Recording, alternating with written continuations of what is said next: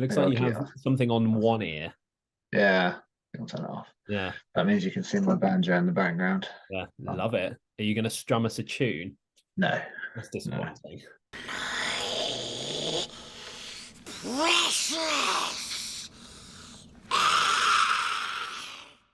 Hello, everyone, and welcome to another episode of the Gollum's Gamers podcast. So today we're doing a slightly different episode, as you may have noticed, as I'm joined by not any of my usual co-hosts.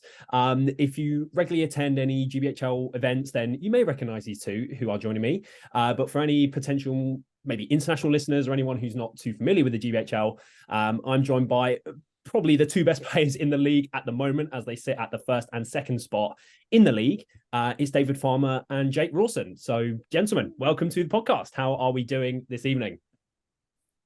Not too bad. Good. Yeah, wonderful. Good. Happy to Good. be here. Thank you for hopping on. Looking forward to 2 hours talking about how amazing Farmer is. Of course. He Of can't course. stop. It's all Trying to about jinx Farmer, me. really. Yeah, he likes it that way. So, to give some background on this episode for the listeners before we get underway, as most of you, but maybe not all of you, will know, the GBHL is sort of the main competitive league here in the UK, and the most competitive events in the GBHL are called GBHL 100s, where the winner of the event will receive 100 points towards their sort of score in the league. So last year in the GBHL 2022 season, the top two players at the end of the league had between them 7 podium finishes, so that's finishing within the top 3 at the event, between them at GBHL 100 events, where this year Farmer and Rawson have between them 18 combined podium finishes at GBHL 100s, which is something that's never happened in the league before. The closest thing to that since GBHL 100 was sort of created was from Jay Clare and Ed Ball back in 2018, who had 13 podiums between the two of them in that year. So this has definitely been, quite a special season in the league for that reason. So in this episode, they are both here to break down each GBHL 100 that they've attended so far this year. We'll be discussing the list that they took, why they took them, which really good play or lucky roll of the dice maybe won them an event, or where they made a mistake in a key moment, or unlucky dice roll could have cost them an event. We'll also take a look at each of the 7 times they've played each other at events so far this year. So with that out of the way, to start off with, I thought we should maybe go back to the start of the season, or before the season even, to ask what both of your expectations were coming into the year after your performances last year. So Farmer, you came second last year, and Rawson, you came top 5, and that was in the year that you won Best Newcomer. Who wants to kick us off? I can. So I came second last year. So obviously, I was thinking at that point, like, up is the This way. is it. Yeah. Yeah. And shortly by the end of last year, I quite seriously injured myself playing sport, which meant that my main other competitive outlet was sort of off the table for a long period, and that basically meant that I felt more free to sort of dedicate my weekends to this than I had before. And I've definitely gone hard on it. I mean, when's all said and done this year, I think I'll have done something like 22 out of the 2700s in a year, which is just disgusting to think about. Yeah. But you can't fault my commitment. No, definitely not. What about you, Jake? Well, obviously I did quite well last year winning Best Newcomer, and then coming into this year, I didn't really have any designs on where to go, because I never thought, top 5 is probably as good as it's going to get. So I'll start off the year just having a bit of fun, try some new armies, that kind of thing. Yeah. And then after the first event of the year, it turned out, I think it was the GP or GT, whichever it was. Yes. When I won that one, everyone turned to me like, cool, so you've got to go for the win of the league now. I was like, well, I suppose if I have guess. to. Yeah, just kind of took off from there. But coming into it, I just wanted to just have another fantastic year, because last year was amazing. My first year in the league, really enjoyed it, meeting all the people, going to all the new events. It was, really, really good experience. So I was all for it coming into it this year. Yeah, ready to go. Yeah. Okay. So with that out of the way, I mean, we may as well just crack on with our first event. So first GBHL 100 of the year was Into the West in Cardiff, where only farmer attended. So he was at 450 points. So he took a Mordor list, pure Mordor, led by Shagrat, with heavy armor and the shield. 5 orcs with shield spear, 5 Moranas with shield. Then he had Gorbag with a shield, 5 orcs with shield spear, 1 orc with banner and shield, and 4 Moranas with shield, and then a ring wraith with 8 trackers, and I think that's 8 will on the ring. It was 280, I'm pretty sure. 280. Cheap and cheerful. Yeah. I have to check through my old book to work it out, but something like that. The West is 7 games at 450. 7 games at 450, and they games. also have a secret mission system. Yeah. Where you get an extra TP for completing a secret mission that's decided randomly at the start of the game. Not fully randomly. You have a little deck of them. You pick 3, and then your opponent selects one of the 3, and then that's your secret mission. You completely get a point. So that's that's actually some bad luck on those. Is one of the reasons why I wasn't able to podium. Why you weren't? I see. Yeah, I mean, this is an interesting list. I don't think it's not that good really. But at 450, it's super hard to judge. Like a lot of people kind of opted in. You can opt into something like a big smasher, you could even run something like Pits with 22 models, or a Helm Hammerhand is decent at 450 because he's just really smashy. Yeah. But this one, I was like trying to be balanced, and I think that might have been a mistake. I think I should have gone for something more swingy, just because 7 games at 450, you never know what's going to come up. Yeah, but, with the secret missions as well. Yeah. So you came 4th for the audio listeners with this list. Yeah. So I mean, because I'm not sure if you have kind of like a go-to for low points, but like what would you have taken if not something like this? Well, so at this point in the year, this is pre-Lake Town nerf, obviously, and so I think on the final round, I think the top 5 tables, so top 10 players, I think there were 8 Lake Town plus allies. So I think most of them were Lake Town plus Thorin, King of the Mountain. Yeah. Lake Town Guard, that is. Yeah. And one of them was Lake Town and Legolas with the Sentinel, which is I think that's what Jakob's using. But I mean, it's worth remembering this tournament also you can take a good and evil army if you want, or just one. And then if you take good and evil, you'll always play good and evil. I had forgotten. So that slightly overrepresents it because a lot of these top table players had 2 armies.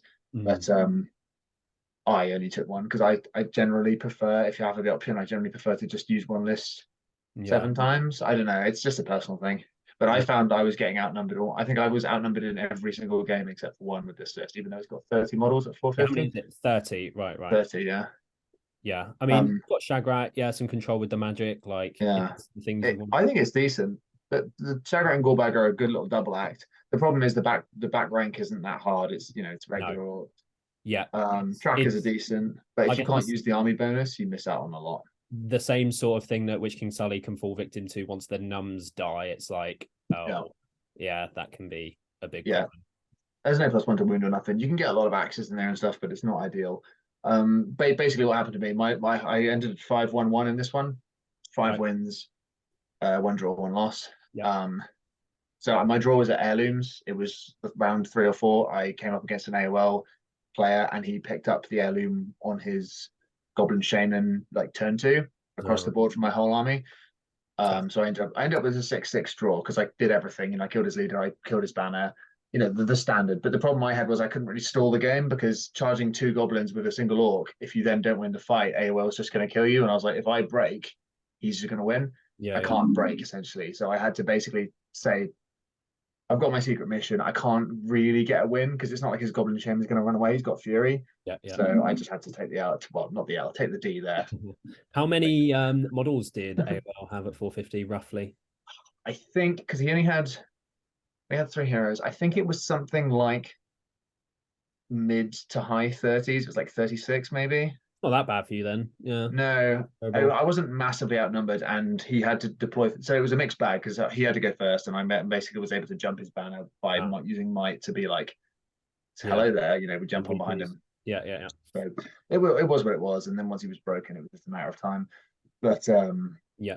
So that was okay. My loss was against Ben Haslam, who's also in the top 10, with a list that I found it very annoying to lose to because I was like, this list is rubbish. And then I went and lost to it, as always happens. This was his Easterling. It was Rutabi, Brogir, and 29 models without a banner. It was like, what is this? And then I lost to it because Fog of War be like.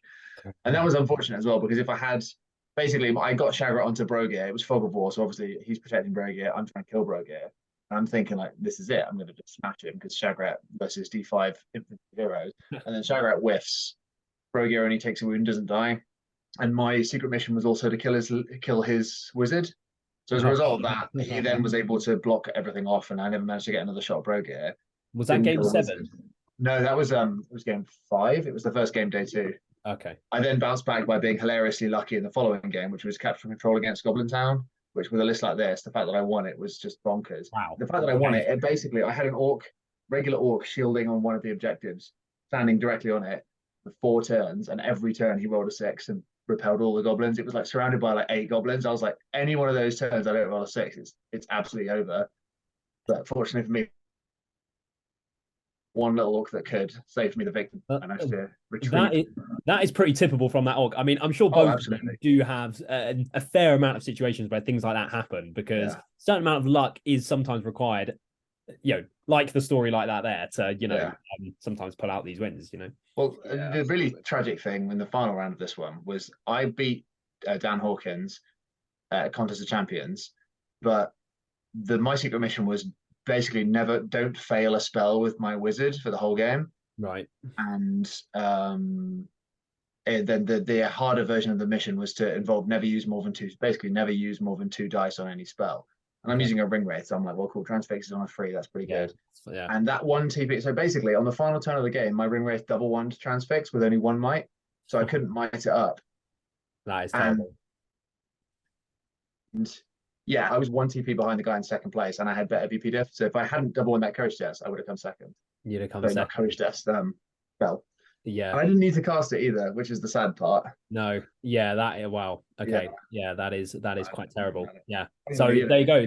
There's some of the unlucky situations as well that will end up costing you an event as well. Definitely. It is what it is. I don't feel bad about that anymore. No, I didn't feel bad at the time either, because I got 89.16 or something. It's a good start to the year, and I guess you've had plenty of success since then. So it's not at the forefront of your makes it better. Anymore. Yeah. So you went 5-1-1. 5-1-1.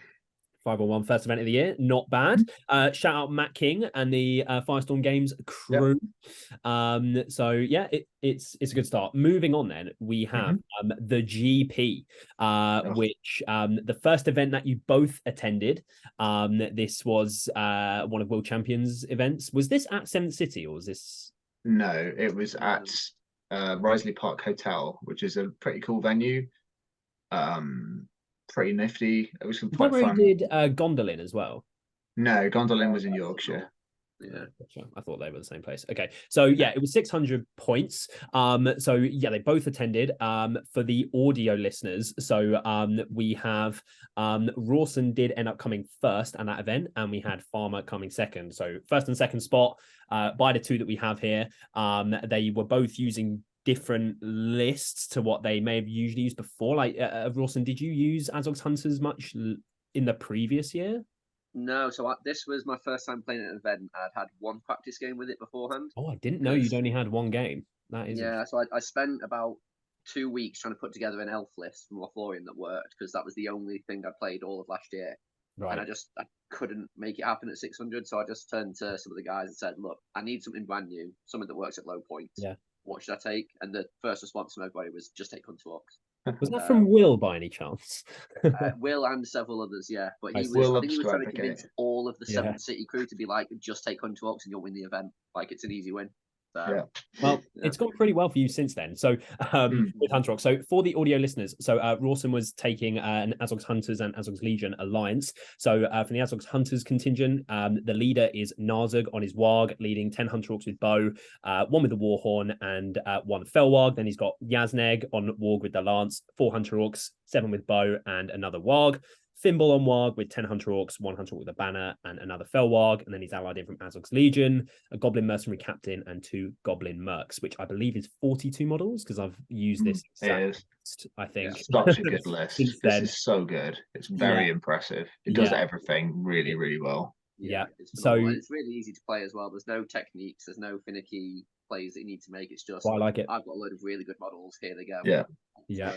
Yeah. Like, One thing I think, I mean, you're about to say my Kirath got this, but one thing I think is interesting is I actually think 600 points is literally the perfect points level for both of these armies. So I think that made it a really intriguing matchup. I know that you think that as well about Kirath Goal at 600. You used it at a contest last year, which is only like 30 points. That was 631, wasn't it? 631, yeah. So yeah, Farmer was using Kirath Goal at this event where he came second. So it's obviously led by Shagrat with 12, Mortar Urkai with shield, then Gorbag with shield, and 3 Orc Warriors with shield, 7 with shield and spear, and 2 with bow. Then he has an Orc Captain, just regular Orc Captain, leading 7 Orc Warriors with shield, spear, and 1 with banner and shield. And then he has Shelob. I'm not sure how many models that is. 40 as well. 40. Well, sorry, 40. So it's smaller than the Hunters, but it has probably better heroes on average, I would say. Yeah. So you both Rawson went 6-0 and Farmer you went 5-1? This was a 7-game tournament. This one actually has an interesting format. Day 1 was Swiss, and then it was cut off. So you went to Bista, right, Elliot? Yes. Oh yeah.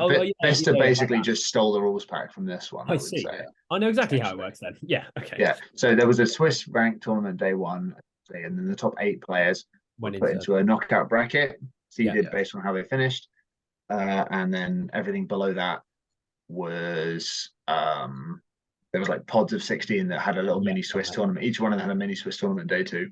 Yeah. I think the intention was to have them all be knockout, but then there was way too many players. So Will was like, let's just make it Swiss because it's easier. Yeah. And you don't have to come up with 18 pools with prizes and whatnot. Yes. So I went 6 wins and a loss in this one because 4 games day 1, I won all of them. And then I lost obviously in the final to Jake, which is how we played game 7. And then I didn't drop off the podium because it was knockout. So we both knew we were coming first or second going into the game. There was also a thing where if you got a draw, there was something called the death toll, which is the way of doing tiebreakers, which I think it was you added up the total worth of points of things you'd killed or wounds you'd done. So say you'd done 3 wounds to Sheila out of her 6, you'd say that's 45 points. You added that up, and that's how they decided draws. Did you have a draw? You had a draw, didn't you, Jake? And one of the knockout games. I had a draw day 1 against Jasmine. I think it was game 2 or game 3. And won my 3 others, but it was very nearly a loss that game because we'd got to the end and we'd worked out the points in what we thought was going to be the last turn, calculated the break and everything, and we'd thought that she'd won because she hadn't been broken and I had, and then we counted up the models at the end and it turned out she'd miscounted the models she'd used in her list, and so that we'd both broken, and I managed to sneak a cheeky draw there. So oh shit, love it. Just getting through on the skin of my teeth. Love to see it. Yeah. So you went 7-0 then, Jake, for the win? No, 6 wins and 1 draw. Oh, sorry with the draw. Yeah. Did you not draw with Ivan day 2 as well? Technically, yes, but because there were no draws, we went to the blood. Yeah, it went to the tiebreaker. Is what I mean there. Like score-wise, you drew, but because you'd killed more stuff, he was using hunters. Scouts. I did see in the semi-final you playing against Jakob as well. That was a funny game to watch. Oh, that was brilliant. That was my favorite game from that weekend because everything that could have possibly gone wrong for him just absolutely did. And it's really painful to see, but it's also hilarious watching him just be like, "Cool, yeah, I'll try this thing. Nope, okay, I'll try this. Nope, I'll try this." It doesn't help. Yazneg was fighting Gollum for 3 consecutive turns with Gollum having the ring on, and he had priority every turn, so I wasn't getting the charge. But every turn for 3 consecutive turns, Yazneg was like, yeah, I'll get a 6 on my strike, put another wound on him. Yeah, I'll roll a 6 again. Yeah. And then, that's a dead Gollum. Cool. Guess I'll win the game now. Yeah. It was painful. Hunter Orcs are they hit every metric for smashing Goblin Town. Yeah. Like troop v troop, Hunter Orcs. Like I remember walking past to go to the bathroom or something and seeing that you were completely surrounded. I was like, oh shit, it's not looking good for Jake. And then at the end of the game, all the Hunter Orcs more or less were still where they had been, and there was like no goblins, 60% less goblins. Yeah, because I think Jakob was using like 70-something goblins or something. Yeah, he had the scribe and loads of guys. He was just constantly bringing them out, and and they just fall over in front of them. So yeah, exactly. It was really fun. It was really good. Yeah. Not a happy Jakob. Yeah. So this was the first time this year where you 2 played. So that was the last game. You're both guaranteed first and second. So tell us about that matchup. How did that go? Clash by Moonlight. So the way the day 2 worked was all the pools that had been played day 1 were reset, and then day 2 was veto pools. So a pool would come up, and then we'd veto, and we got the unique scenario pools. basically the pools were once again reset and they were removed. So we'd had some games already, but once we knew that it was going to be unique scenarios, I had already thought about which one I'd want to play. I didn't fancy fog, but I can't remember exactly. The way it worked was one person would veto one, and then you'd end up. Then the other person gets to pick from the other two, depending on the dice roll. And I already knew I wanted either clash or assassination, because fog of war, I think, with you have the wargs, and you've got better numbers and you've got better shooting. And I don't really feel like, even though I've got enough D5, it's like I don't really want to slog it up the board into your archery. Not good. So I was thinking, even though clash, assassination, I have the better heroes, that makes sense. Still not going to be an easy win or anything, but I can deploy on the center line and run at you. And then I was thinking clash, yeah, it makes your shooting better, but also it's about killing heroes, and I'm only gonna have to do one turn of shooting. Yeah. Just stay out of 12 until I lose priority, then just leg it at you, and Yeah. So what did you play? Was that? We played Clash. Sorry. You played Clash. Yeah, and in the end, I managed to get an early kill by heroic combating Shagrat onto the mercenary captain, who obviously, if Shagrat makes contact with a mercenary captain, he's 100% going to die. Again, D5 heroes on foot versus Shagrat don't survive very long. No. But then Hunter Orcs were. Basically, I had a few favorable fights early, but I just couldn't get the wound rolls. I didn't get the snowball off, and I've now played Hunter Orcs enough to know that the feeling of you get a little bit of, as soon as you get a couple of kills going, the wheels start turning, and it doesn't slow down because there's no spears or anything. It's just weight of every model is as good as the last. Yeah. So it's scary, and essentially he started breaking through everywhere, and it was always going to come down to we both break, I think, but eventually he got 2 heroes off. I had an opportunity late on where Shelob was able to charge Narzug, and obviously Shelob is unreliable at killing orcs because she only has 2 attacks, but if I win that fight, she's almost certainly going to kill him. Yeah, because 4 dice needing 3s versus and that's also his leader as well. So if I kill him there, I win the game. But Shelob, as always, is unreliable and didn't get the move. And that's going to start a theme of me failing to kill Jake's Narzug, costing me the tournament wins. That happened multiple times this year. But yeah, I mean, like I said, he played it well. You didn't commit your valuable heroes until later on to sort of pick off my captains once they became exposed, my old captain and Gorbag when he's out of my, that sort of thing. Yeah, there was a couple turns where I was considering sending them in to just try and take on the Shelob, and I think it was Yazbek at the time, just not wanting to really commit to that. And it's a good thing I didn't, because I remember the turn where I was considering it, and then he fluffed his combat terribly. He had to spend all his might just to get out of there, and then I was like, well, I'm definitely not going in Shelob now, and he just spent the rest of the game just hiding out the back of the board, because obviously now he's mightless and Shagrat's running about, and it's a lot more dangerous for him. But the strength 4 fight 4 was a little bit of a tough nut to crack in the initial line fight. But like having used hunters like over 10 events now myself, I mean, fight 4, strength 4, like Isengard are usually really tough, tough, like because they're winning you so consistently and they're winning fights very consistently. It's like you need the heroes to do a lot of work. Yeah, well, I've lost out on several events now to just coming against an Isengard army and just thinking, well, cool, that's fun. It's such a such a bad matchup. Yeah, I mentioned this before. I just think it's really funny that you said this is like I needed a completely new army, because this is probably the army I associate with you the most strongly these days. Just because you've had so much success with it. Also, I think most of the times I've lost to you have come at the hands of this army. So that's probably why. I think so. Yeah. But yeah, this time was like, it's always just I wasn't able to capitalize at the very start of the fights when I did have advantages. When I had fight value, when I win fights, I didn't get the kills. Yeah. Even if I had, it might not have helped enough. They were brutally terrible, weren't they? Yeah, exactly. To start,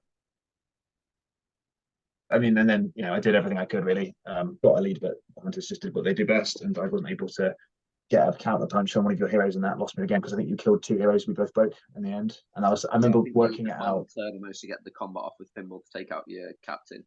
Yeah, that was it. Because I got the priority and was able to get all the controls that was negated and send him in. So exactly. I think by then I knew I was going to lose as well, because I was like, I don't think unless something really crazy happens, I can't see anywhere where I have a shot at one of your heroes. Like obviously, captain could just fall out and just randomly kill Thimble, but it's not very likely.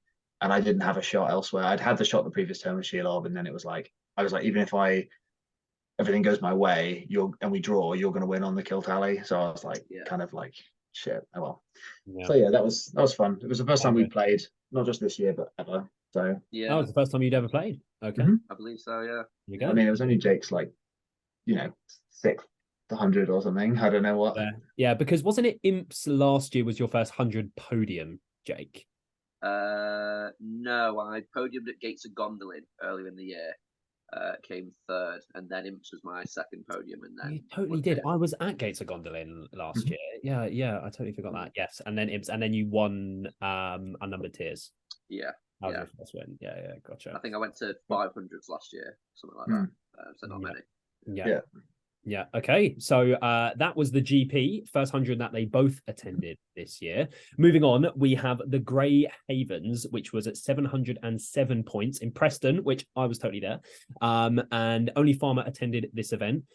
He came fourth for the audio listener, and he also took an AOL list. So this was before the recent AOL nerf, so he could have Druazag as the leader.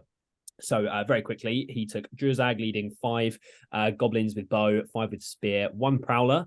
Then he has a bat, a wild wog, and 2 venomback spiders. Then he has Musgur leading an orc warrior with banner shield, 2 wild riders with throwing spear, 1 bat swarm, and 2 wild wogs. Then he has Ashrak leading 6 goblins with bow spear, 7 prowlers, and another 2 venomback spiders. And then a shaman leading 5 goblins with bow spear and 7 prowlers, which is how many models? I'm hoping you're able to tell me. I want to say this is 54. 6? Might be 56. I don't remember. Either this or my ETC, because this was the week before the WTC, which me and Jake were on the same team for.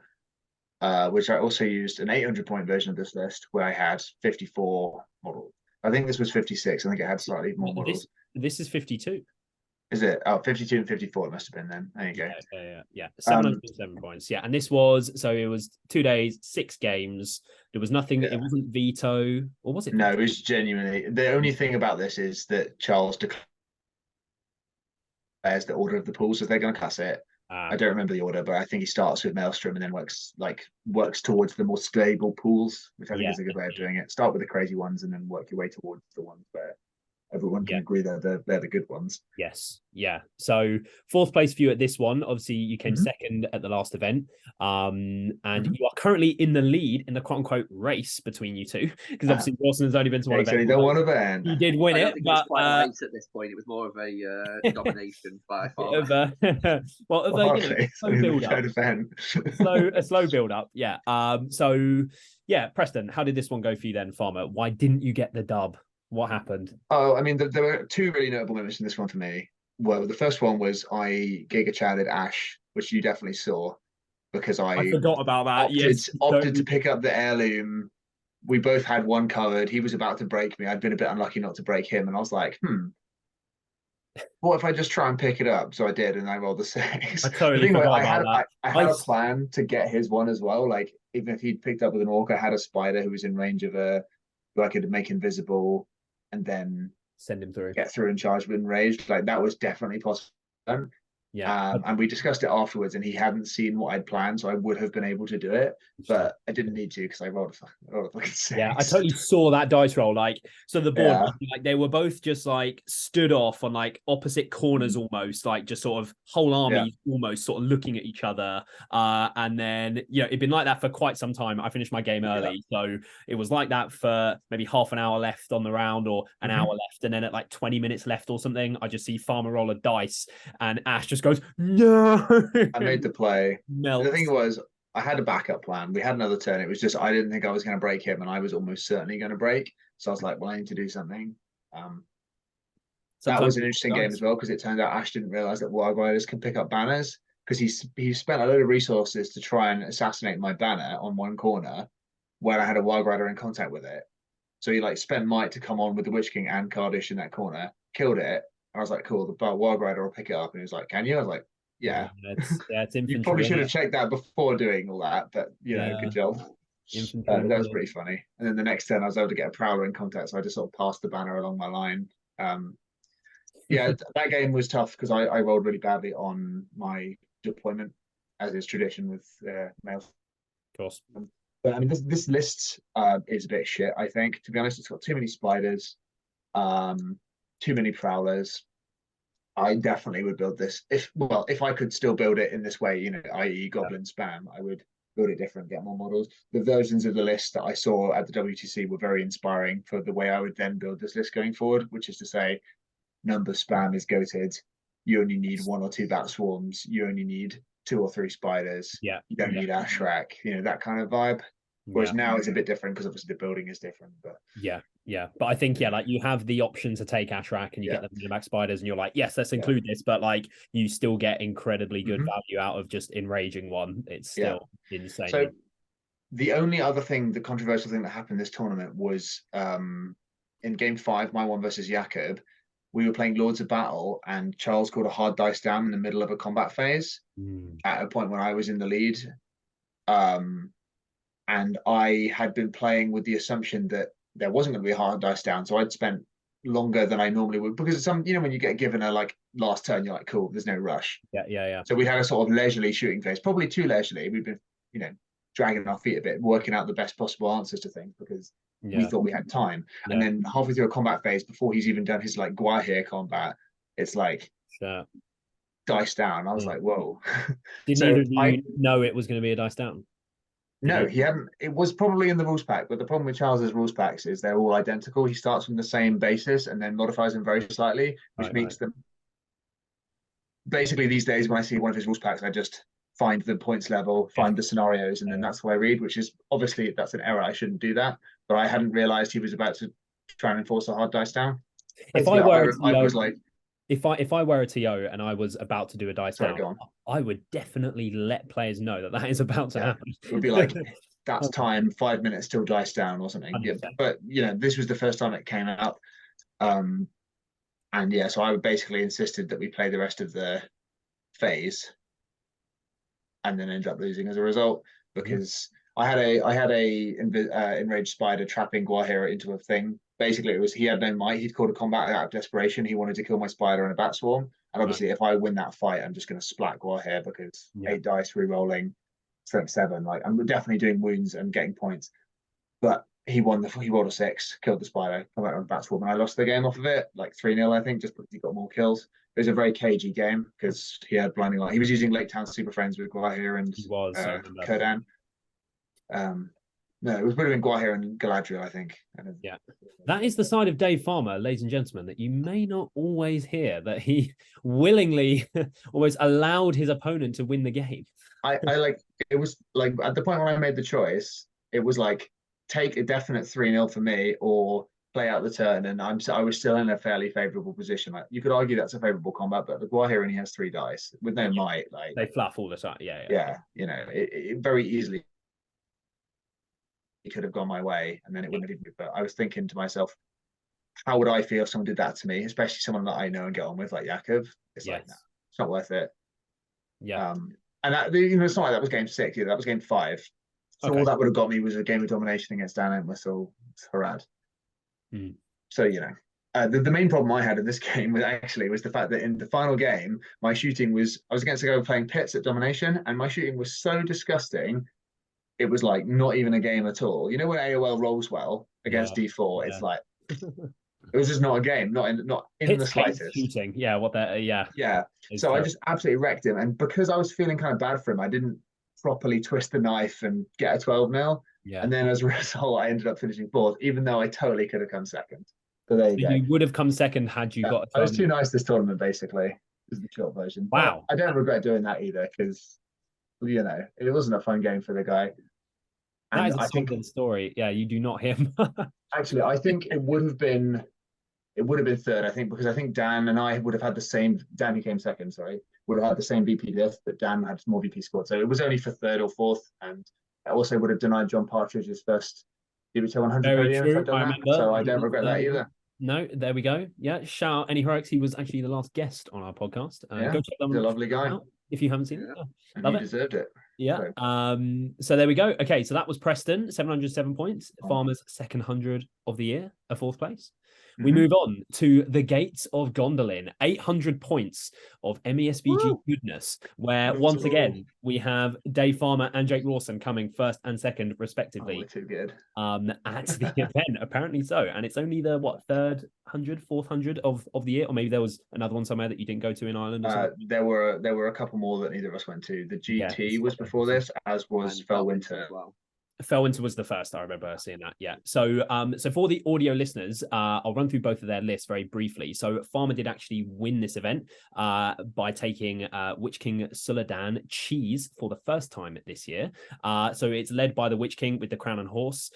He's leading 9 Orcs with Shield Spear and 9 Black Nuns. Then he's got the Shadow Lord on horse, leading 9 Trackers and 1 Wild Rider with Throwing Spear. Then he's got Shagrat with Heavy Armor and Shield, leading 7 Orcs with Shield Spear and 5 Black Nuns, and then Suladan, of course, from Serpent Horde, all on his lonesome. That's probably 40, or as you've gone Orcs and not Morannons, it's probably higher than that, I imagine. 44, it's 44 models. And 44. I'll tell you now, this isn't a very good list compared to the ones that would come later. So you've spent less points on the troops to fit in the Shadow Lord. Sorry, yeah, that's how you've. Well, without going too deep into it, I've definitely run 800 point list with all of those heroes that were better than this one. But better than this one. Yeah. Okay. So for Rawson's list, he was taking Lothlorien this time around, led by Galadriel, who has 7 Galadriel Warriors with Shield, 1 Galadriel Knight with Bow and Shield, 6 Wood Elf Warriors with Bow and Spear, and a Wood Elf Sentinel. Then he's got Rumil leading 5 Elves with Shield, 4 with Shield and Spear, 1 Knight with Bow and Shield, and 2 Guard of the Galadriel Court. And then he has Haldir with Heavy Armor and Bow, leading 5 Galadriel with Shield, 4 with Bow and Spear, 1 with Banner, Shield and Spear, 1 Knight with Bow and Shield, and 2 Guard of the Galadriel Court, which is, if I can do very quick maths, probably 42, 43, something like that. I'm pretty sure I had 1 more model than you, because I remember it was a thing when we were counting for 43 for the what do you call it? Army bonus. Oh yes, of course. That's a lot for elves. Obviously it is 800, but 43 is no joke. Yeah. So Farmer, you won this event, 6 games, 800. Yep. So you went 6-0, and Rawson 5-1. 5-1. I lost to Farmer round 5, I think it was. Dave. That's right. Yeah, Fog of War. Round 5. Yeah. My main memory from that game was you calling a heroic combat with Haldir against 2 orcs, and sorry, against 1 orc. With a spear, and then proceeded to lose the fight and die to 2 orcs. That's a classic Haldir moment. It was at the point as well, I think it was the last turn of the game, and Haldir still had 3 points of might. So I was like, well, there's no way I'm not going to roll a 4 high with a spear support against 1 orc. And... Oh, so sorry, you had the spear. I thought you were saying Farmer had the spear to kill Haldir. I had a spear, but he only had to kill 1 orc. Oh, I see. At that point, he was just trying to break me, basically. Kill 1 orc. So you've got Haldir, obviously 2 attacks with a spear, higher fight, 3 might. You're like, it's a dub, and then and then just all the entire weekend was just a whole roller coaster, to be honest, because I was really hesitant to take Lothlorien again after having such a big success with Hunter Orcs at 600. But everybody was like, look, it's just not the same 800 points. Hunter Orcs just don't work that well. So I thought, fine, I'll go back to the elf list that's been tried and tested for all of last year, and then game 1 I draw Contest of Champions against Dane. And instantly I just think, well, great. Galadriel's just going to have a great time. Fuck. So, but it actually ended up being all right, because it turns out Rumil is just a really good roadblock, and Galadriel can kill dwarves if she spends enough might to do it. So that was a very intense, just low thinking, great, the weekend's over, to then being like, oh, actually, if I can win that, there might actually be a chance. Of course. And then coming into the matchup against Farmer's list, thinking this is actually quite a favourable matchup. I've got the fight value, the shooting, the resistance to magic.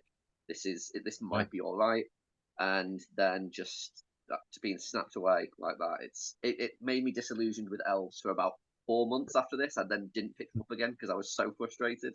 But you know, it happens, and it's fine. I'm not it's fine. So what is the scenario that you guys played? Fog of War. Fog.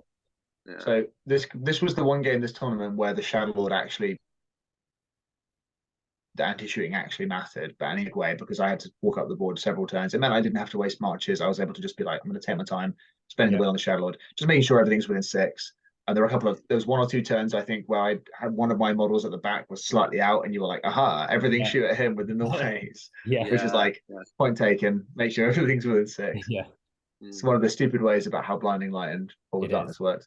If I recall correctly, my target was Rumel, and I managed to compel a model you'd been blocking out of the way and then strike combat off of it with Shagrat. I think I got fairly lucky to one-shot him essentially with Shagrat. So it was a similar situation, but you charged a model with Shagrat which you couldn't fit through a gap of.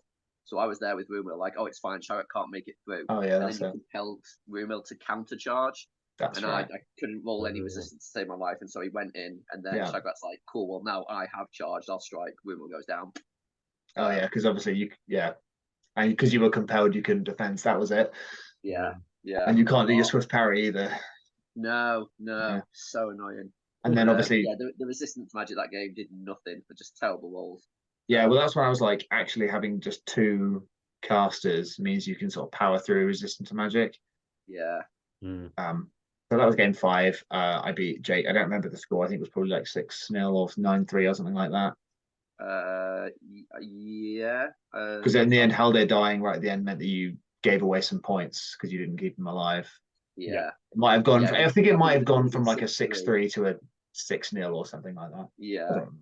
Because I remember right at the end, you did a heroic combat with your Witch King to just get him around to safety, and then a Wood solo all game took a cheeky shot, hits on a 4+ because he moved, goes up on the horse, wounds you, you fail both fate, and then just like, well, shit, okay, single health sniper. Yeah, it didn't matter because there's no points for leader in that game, but it was a bit of a. Yeah, it was a consolation for me. Do you wish in that kind of situation, Farmer, that you had taken the 3rd will on your Witch King? Well, that was the one where I didn't have a 3rd will. That was when I was like, no, I'll never need it. That was the only time that tournament where it mattered, and it kind of and it didn't matter. It does matter. So I kind of dodged that, responsibility a little bit. Yeah, but I stand by it. I think taken 3 fate since. Not every time. No. Sometimes you've got to make it work. Yeah. I take 3 fate sort of 50-50. I would say I only drop the fate point if I'm needing budget. Like budget, like at the 800 points list I was alluding to, that's much better than this one with the Ranens. You have to go 313-2 to fit the points and get the 40 models, which I think is quite important. Yeah. So this was first time yet Farmer using Witch King Sully this year, and Jake wasn't the last. Loth, and no, it was not the last for you. The reasoning being, by the way, this is the first time in my life I actually owned any Black Numenorians. I finally bothered to get some, and I was like, oh yeah, these models are completely broken. Whoa, I still have all of Ali's because I realized exactly the same thing, as has everyone. Well, I've known that they were good, obviously, looking at the stats, but as you can probably tell, but in January I didn't own any, so I didn't use them. But by April I bothered to get them painted. Yeah, there's now going to be a theme. From here on out. Yeah. For the entire year, I've been considering just biting the bullet and building a Mordor Harrod list, and I've refused it up until every point. And now I'm thinking, the finale's 800. Is it time? To do it. Is it time? Well, the nice thing about this list now is you don't really need the Shadow Lord anymore because there's no Assault on Helm's Deep is killed. Yeah. Well, it's ish anyway. Enough that people don't bother using it anymore, which is great news as far as I'm concerned. Yeah, and that's where the mouth then comes in and is insanely. The mouth is better a lot of the time than the Shadow Lord, and if you're not worried about heavy shooting, like there's no AOL, there's no AUHD, which I mean there could be, but there's not as much of a thing. You don't run into it nearly as much. Imagine if you two and Ash, the top 3 in the league, are all taking Witch King Sully to the finale. What a world! Maybe we should all take identical lists and see who does it. That would be interesting. Yeah, that's that would be a coup showdown there. But true. To be fair, not a coup showdown because Jake could win every time. He wins like 90% of the coup games we play together. Love to see it. Crazy. It's a good stat. Okay, so moving on from Gondolin, we have Olympus, which was 700 points. And you guys did not play here. No, you did not. No, you didn't. But you came first and second again. So the very next GBHL 100, you both attend, and you both come first and second with some different lists again. So we will run through them for the audio listeners briefly. So Jake was taking an Arnor list led by Arvidui, of course, leading a Warrior of Arnor with Banner and 14 Warriors of Arnor. Malbeth with 6 Warriors of Arnor and 5 Rangers with Spear.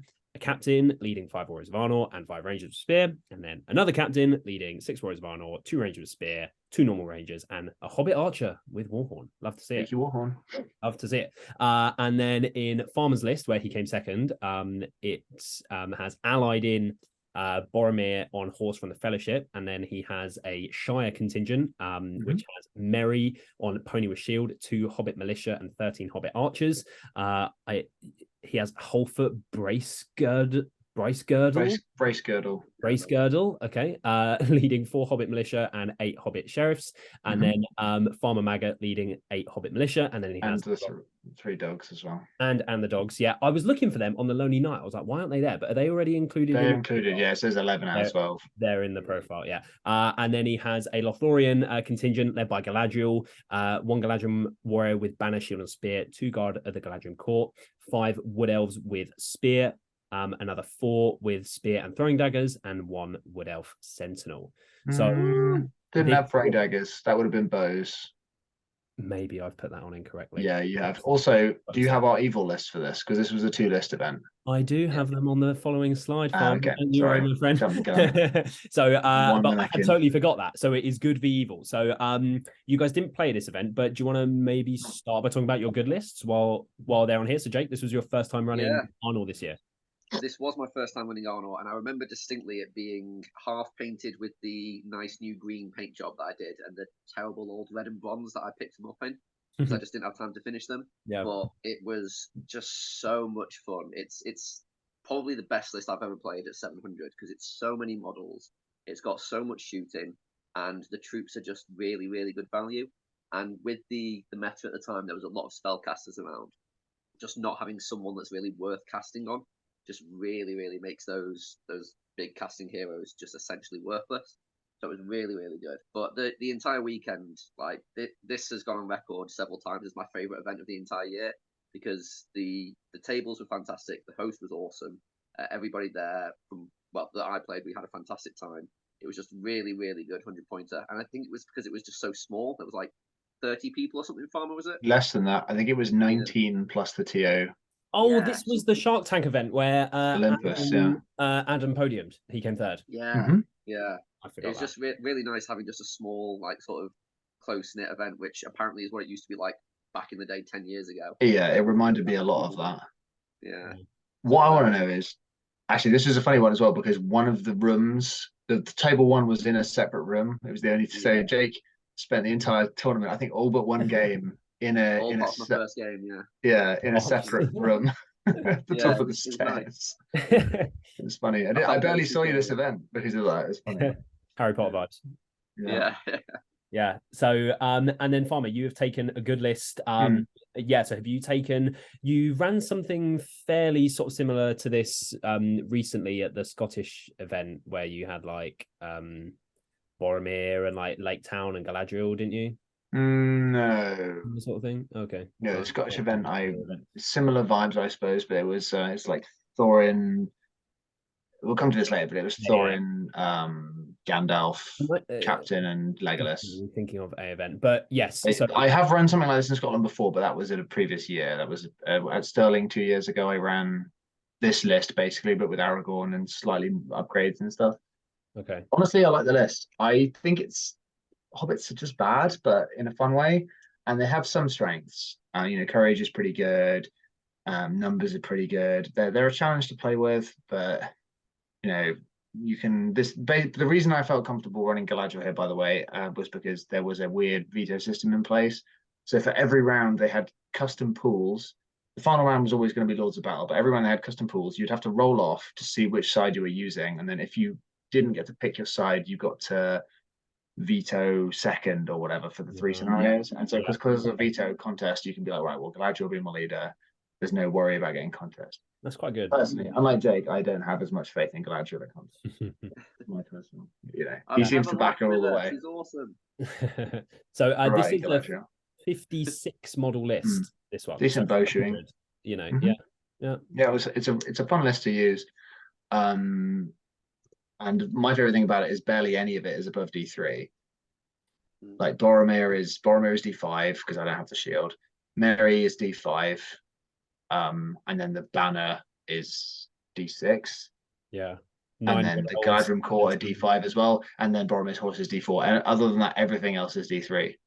And actually, in my final game in this one, I ran into camels, and I think the first thing that happened was he won a heroic move off, and he ran over like 13 hobbits with a single camel charge, and I was like, "Uh-oh!" I was sorry, that was Lords of Battle as well, so I was like, instantly, yeah, "Mamma mia, we're in shit. trouble now." Yeah. So that's the good list. I guess we'll move on briefly to the evil lists. So for Jake's list, it's very similar to the 600 one that we looked at earlier, maybe slightly different amounts of Hunter Orcs with and without bow. He's got a horn in there, same as he did before, and the Goblin Mercs, but he has a Gundabad banner this time instead of one on a Hunter Orc, and he's also allied in from Azog's Legion on top of the Goblin Merc captain, a Gundabad captain with shield, one Gundabad orc to hold the banner, and 2 Warbats at 700 points. So that is 46 models. Sure. I'm assuming because you've added in 4 from the Azog's Legion. I think it might be the same list. I think I had to drop one model from 44? the old list. That might be 45. Or I think it might be 44. Yeah. And then Farmer has taken a AOL list at 700 as his basically identical to the last one, minus 7 points. Looks very, very similar with Ashrak, the Shaman, Drazag, Musga, lots of spiders. Oh, you've only got 3 spiders that time. Yeah, I've dropped. So actually, this is a better list than the last one because I've dropped spiders and I've opted more into how I've got some goblins with shield. You can tell this one was after the WTC and the other one was before, because that was when I saw some better built AOL lists and thought, I should do that. Yeah. So, Rawson, you went 6-0. Yeah, 6-0 this weekend. Yeah. It was being, as Farmer said earlier, the way the event was run with the scenarios. I got really, really favourable matchups pretty much every game because I either got to play the army I wanted or the scenario I wanted. So I think this was probably the easiest to plan an army for, because you could say, well, cool, I know that these are going to be the choice of the 3 scenarios, so I'll just pick ones that are either really good against that scenario or really good against an army that would be good against that scenario. Yeah. So of all the events I've been to, it's probably the easiest to plan for. But also I got quite lucky in the matchup selection as well. I remember having to crawl over the corpses of 2 of my teammates to get to the podium in this, because I beat Jasmine in, I think it was game 3 day 1, and then Ed game 1 day 2, or it might have been a different games. But yeah, so it was an awkward car ride the journey home, having to knock those as well. Do you hold your first place trophy? Yeah. Well, I mean, he won a Assault on Osgiliath box from this one. So really? Fantastic sitting there with a box in his lap. I got a massive trophy that was like a Sauron's gauntlet thing. We all got goodie bags as well. Like there was loads of stuff on offer. It was insane. The goodie bags were lit. Yeah, it was very cool. Yeah. Winning, I think there's someone worked it out. The winner of Best Painted got something like £250 worth of paints. Yeah, really? it was mad. Yeah, and a lot of apparently they were like liquidating stock for whatever reason, so they wouldn't be able to do that again if they host another tournament. But it was very cool to be there. Who was the TO? Ellis Priestley, Olympus Gaming. Ellis. Oh, I know Ellis. Yeah, I've played him. Yeah, I mean, it was he ran it well. I think he dealt with everything well. I thought it was a good event. But I am interested that they said that they could have 32 players, because it felt pretty cramped with less than 20 in that store. I have no idea how it would have played. They were going to have 32. Well, that was the theoretical top capacity, I think, or possibly 36. But yeah. No. Anyway, it was a fun event. I went 4 wins, 2 draws. 2 draws. Okay. Yeah. I actually created a really strange event setup for me where I had 4 very tough games and then 2 extremely easy games to finish the tournament. And then it was weird because of how it was done. So Longshanks, it was a default Longshanks event, which means BP scored a first tiebreaker after TPs, and everyone on the same TPs, it draws from those brackets randomly. It doesn't do like Monrad, Swiss, 1, 2, 3, 4. Yeah. So it meant that my first round, I can't remember what his name is now. It's embarrassing, but it was what should have been a fairly comfortable win. But once I broke on AOL, I rolled truly abysmal courage tests. I think I failed something like 13 out of 13 courage tests for a group of models that was between 2 objectives. It was breakthrough, and they all ran away. And it was like literally only 2 of them need to stick around, and I keep both of those objectives. Yeah. But it was none. It was crazy. So we ended up drawing that game. So I was like, well, okay, a draw isn't too bad. I can always submarine. But then because we were the only draw, I got put into the pot of winners, so it didn't even matter. I just got Jasmine anyway, and I was like, oh, okay, great. Yeah, didn't end up mattering. And then game 3, it was Assassination versus Michael Bradford, and it was like the cagiest game you can imagine. And that was a bit of a fuck up because I should have targeted Glorfindel. I was like, I'll kill Braga, and obviously he just kept Braga in the middle of his blob the whole game. Yeah, and I was like, that was dumb. Obviously, Glorfindel is going to be on the front, and especially since literally the first thing that happened that game was Glorfindel charged 2 guys, caught a combat, and then rolled like a 2 high or 3 high. And he had to spend all of his might, or it might have been a 4 high, and then he had to spend all his might to win the combat, so he wouldn't just lose his horse instantly. Yeah, you know how it is. So pretty good for you. Glorfindel would have been the smart choice. He also did a very brave thing, which was charging his leader Legolas into an enraged spider to try and save Glorfindel. And I was like, two attacks on foot, like. I was on foot. That's brave. Like, yeah, if you roll a 6, because we're the same 5 value. If he rolls a 6, yeah, he's got an elven blade, and I've doubled him out of dice. In the end, he won the fight, and I was like, dude, that was dangerous. Yeah, man. It paid off, but like, yeah, just about paid off. But I was like, whoa. Yeah, fair enough, I guess. So did no one go 5-1 at that event then? I think Adam did. Oh, so Adam went 5-1, but you came above him. Yeah, I think 2 draws ended up being slightly better, or maybe Adam was maybe Adam ended up 4-2 or something. Okay. I don't remember now. Adam had to play Jake twice, though. I remember that. Wait, you guys played twice this event? Jake and Adam did, I think. Oh, so Jake and Adam, sorry. Yes, they did play twice. They did. Did we? I remember. Yeah, I think so, because I remember you both beat different him. armies. It was, wasn't it? Yeah. Yeah. And then he came back, and it was like, but if he then wins, you'll both be 5-1, and theoretically either of you could win. And I was like, well, I'm kind of hoping that Adam loses so that I can come second, because I was like, I was in a good position. Yeah. But no, you did play him twice this event. Yeah. So the next 100, and again, these two come first and second. There is definitely a theme here. But that was Olympus at 700 points. Moving on, the next 100 that we have was the GBHL Masters, which is at 700 points, where Farmer took a very similar but not quite similar. No, it's 700 points, so it's smaller, and I'd taken Moranans this time. Moranans this time. There we go. He has the shield. Yeah, ready. I have to get engraved for myself though. So this time he's got rid of the orcs and he's got Moranans. He's got Witch King Shadowlord and he's got Suladan. Yeah, so I don't have the the 4th hero here. Yes, and then he's just got Suladan with 2 Haradrim Raiders this time and 2 Watchers of Karna. Did they have twin blades and not bows? Is that a me? It's twin blades, yeah, because that's not illegal. That's what you've got there. Because it's got 4 bows in the Harad contingent. This was a lot of lists for me to go through. So they had 2 blades. And then Rawson came 5th at this event, and he took a Arnold list, which is probably identical, I imagine. It is exactly the same as the last one. Yeah, I didn't make any changes. Yeah. So Masters, Farmer, you took the win here. So I believe you guys, no, you didn't play here. No. You played at the next event. You played Waldra at this event, didn't you, Jake? I did. It's like playing my protege. Oh, it was painful. Not the game experience. He was great to play against, but on turn 1 of combat. So I think me and him were playing Clash by Moonlight, which with Arno is fantastic, obviously. Yeah. Do we keep talking with Elliot gone, or yeah, keep going. Yeah, so you can just you're not talking. Yeah, it's fine. That's totally recorded. Yeah. So we're playing Clash by Moonlight, which is really good for Arno. A lot of shooting, a lot of power. Took a couple turns of him marching up to me.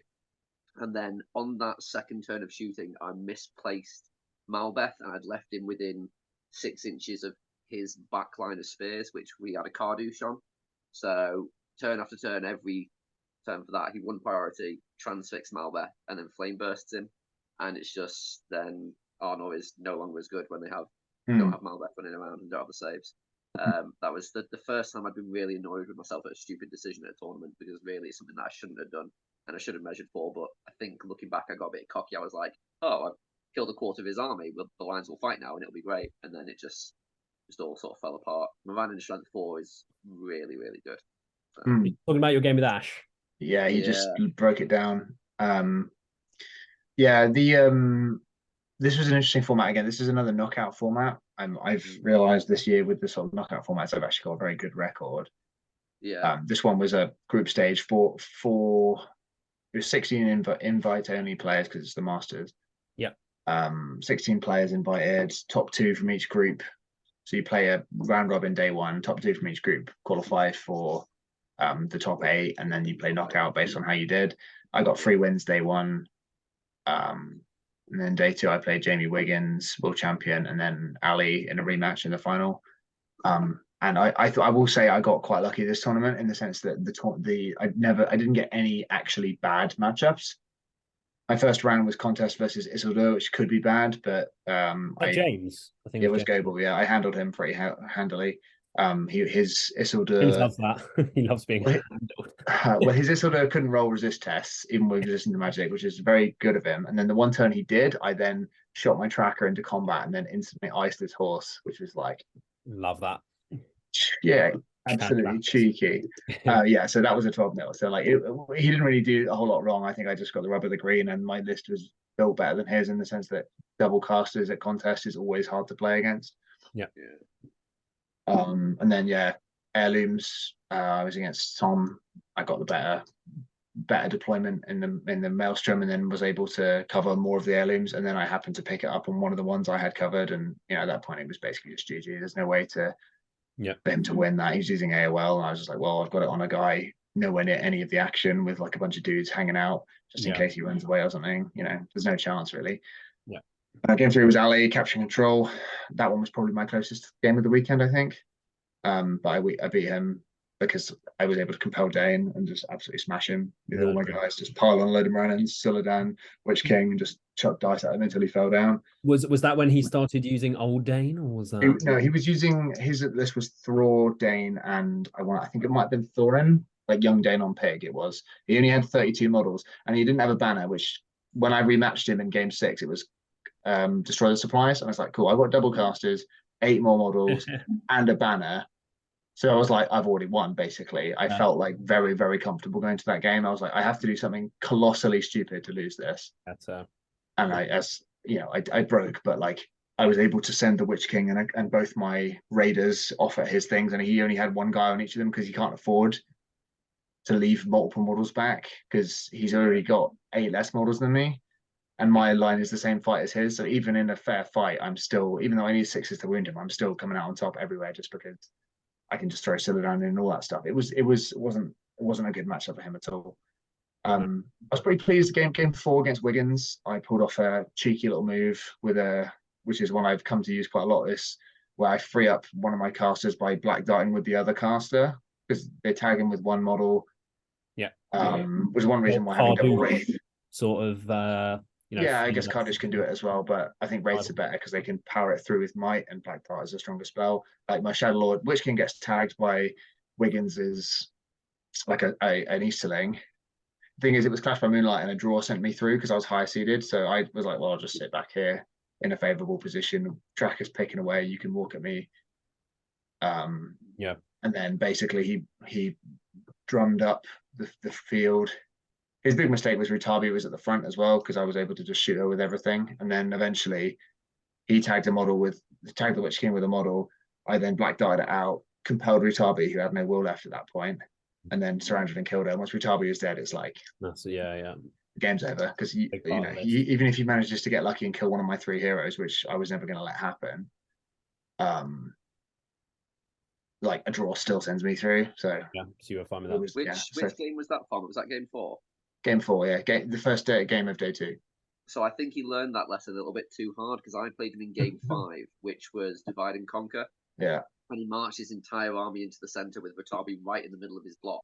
So I just came in with Arno and surrounded him, and he was like, "Oh, Rutabi now can't fight because there's too many of my guys around," and just whittled his army down like that. So I think he went to the other extreme in the next game with that. Jamie Wiggins, another previous guest on the podcast. He's tried both tactics now. Yeah. Just right, Game 6. And both didn't work. No. Sounds like that's a classic error though with Emperor players when the Rutabi's on the front and you have 2 spellcasters. Like, yeah, she's got will, but she only has 2. And if I roll a 6 on the first compel, it's like, how many do you roll? Do you roll 1 and then potentially fuck it, or do you roll 2? Yeah, and then you're out of will. I've totally fucked that up against Stephen Denby as well, where he had Galadriel and Galad. I kind of had Ratabi like kind of recessed into my line, but I had a gap to get her through. So that's obviously a gap as well that she can be compelled through. Gilgalad goes nom. Hello. Yeah. So yeah, that's how it goes. So my favorite thing that happened this tournament was in the game against Wiggins, actually, where I charged Suladan into Brogear. Brogear won the fight, killed Sully's horse. Basically Suladan fought Brogear 3 times. Brogear with like 2 guys in support as well. Brogear won every time and did a wound every time. And I was like, okay, I'm not charging him again. Brogear doing Don't need it. I'm already winning. Suladan's on 1 wound. He's just gonna hang out back here now. Yeah. I'm not taking that. It was a funny game for that, but yeah. So, obviously I just chucking spells at the Emperor at that point, just be like, go away. Yeah. So you went 6-0? I did, yeah. 6-0. So, Jake, what happened at this event then? Was it just the loss to Ash? Was that? Yeah, that was my only loss for the weekend, and it was so I explained why you dashed outside. It was just a misplay on my part with the position of Malbec, and then it also doesn't help when Ash tends to have this habit of winning every priority and then every heroic move all off. Was sat there not playing the game? Was this the start of the Ashley Walger luck? This is what I want to know. This was his first podium at Olympus. So it seems also like the first time I'd ever played him. And up until this point, everyone was like, oh yeah, Ash is a really nice guy. Like, you'll have a great game with him, blah, blah, blah. I just remember sat there thinking, yeah, Ash is a nice guy, but I'm fucking hating this game. You were hungover, to be fair. God, that might have been why. Actually, I tell you, like, we'll be annoyed if I don't mention this. And also, this actually totally was the biggest moment of the tournament. I blanked it for whatever reason for a second. So, game 5, world champion, divide and conquer against his fell beings of Mirkwood. I'm feeling very confident because in my opinion, my list hard counters his. The only thing he has going for him is the Spider Queen, and I have 2 spellcasters. Yeah. So I spend 2 of Solaran's might marching to the middle because my philosophy in divide and conquer is you get to the middle first, you win the game. Yeah. Especially if you have a battle line that doesn't just fall apart, you win the game.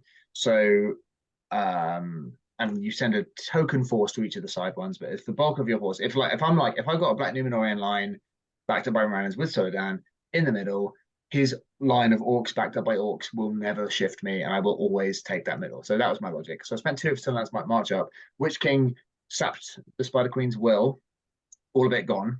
I did a sap will and I got all of it, and I was like, nice. So she's not doing anything for the whole game, except what then happened was he won the next move roll off, and he charged the Witch King, who was, I guess it was an error. She was against a wall, and I was like, sorry, he was against a wall, and I was like, cool.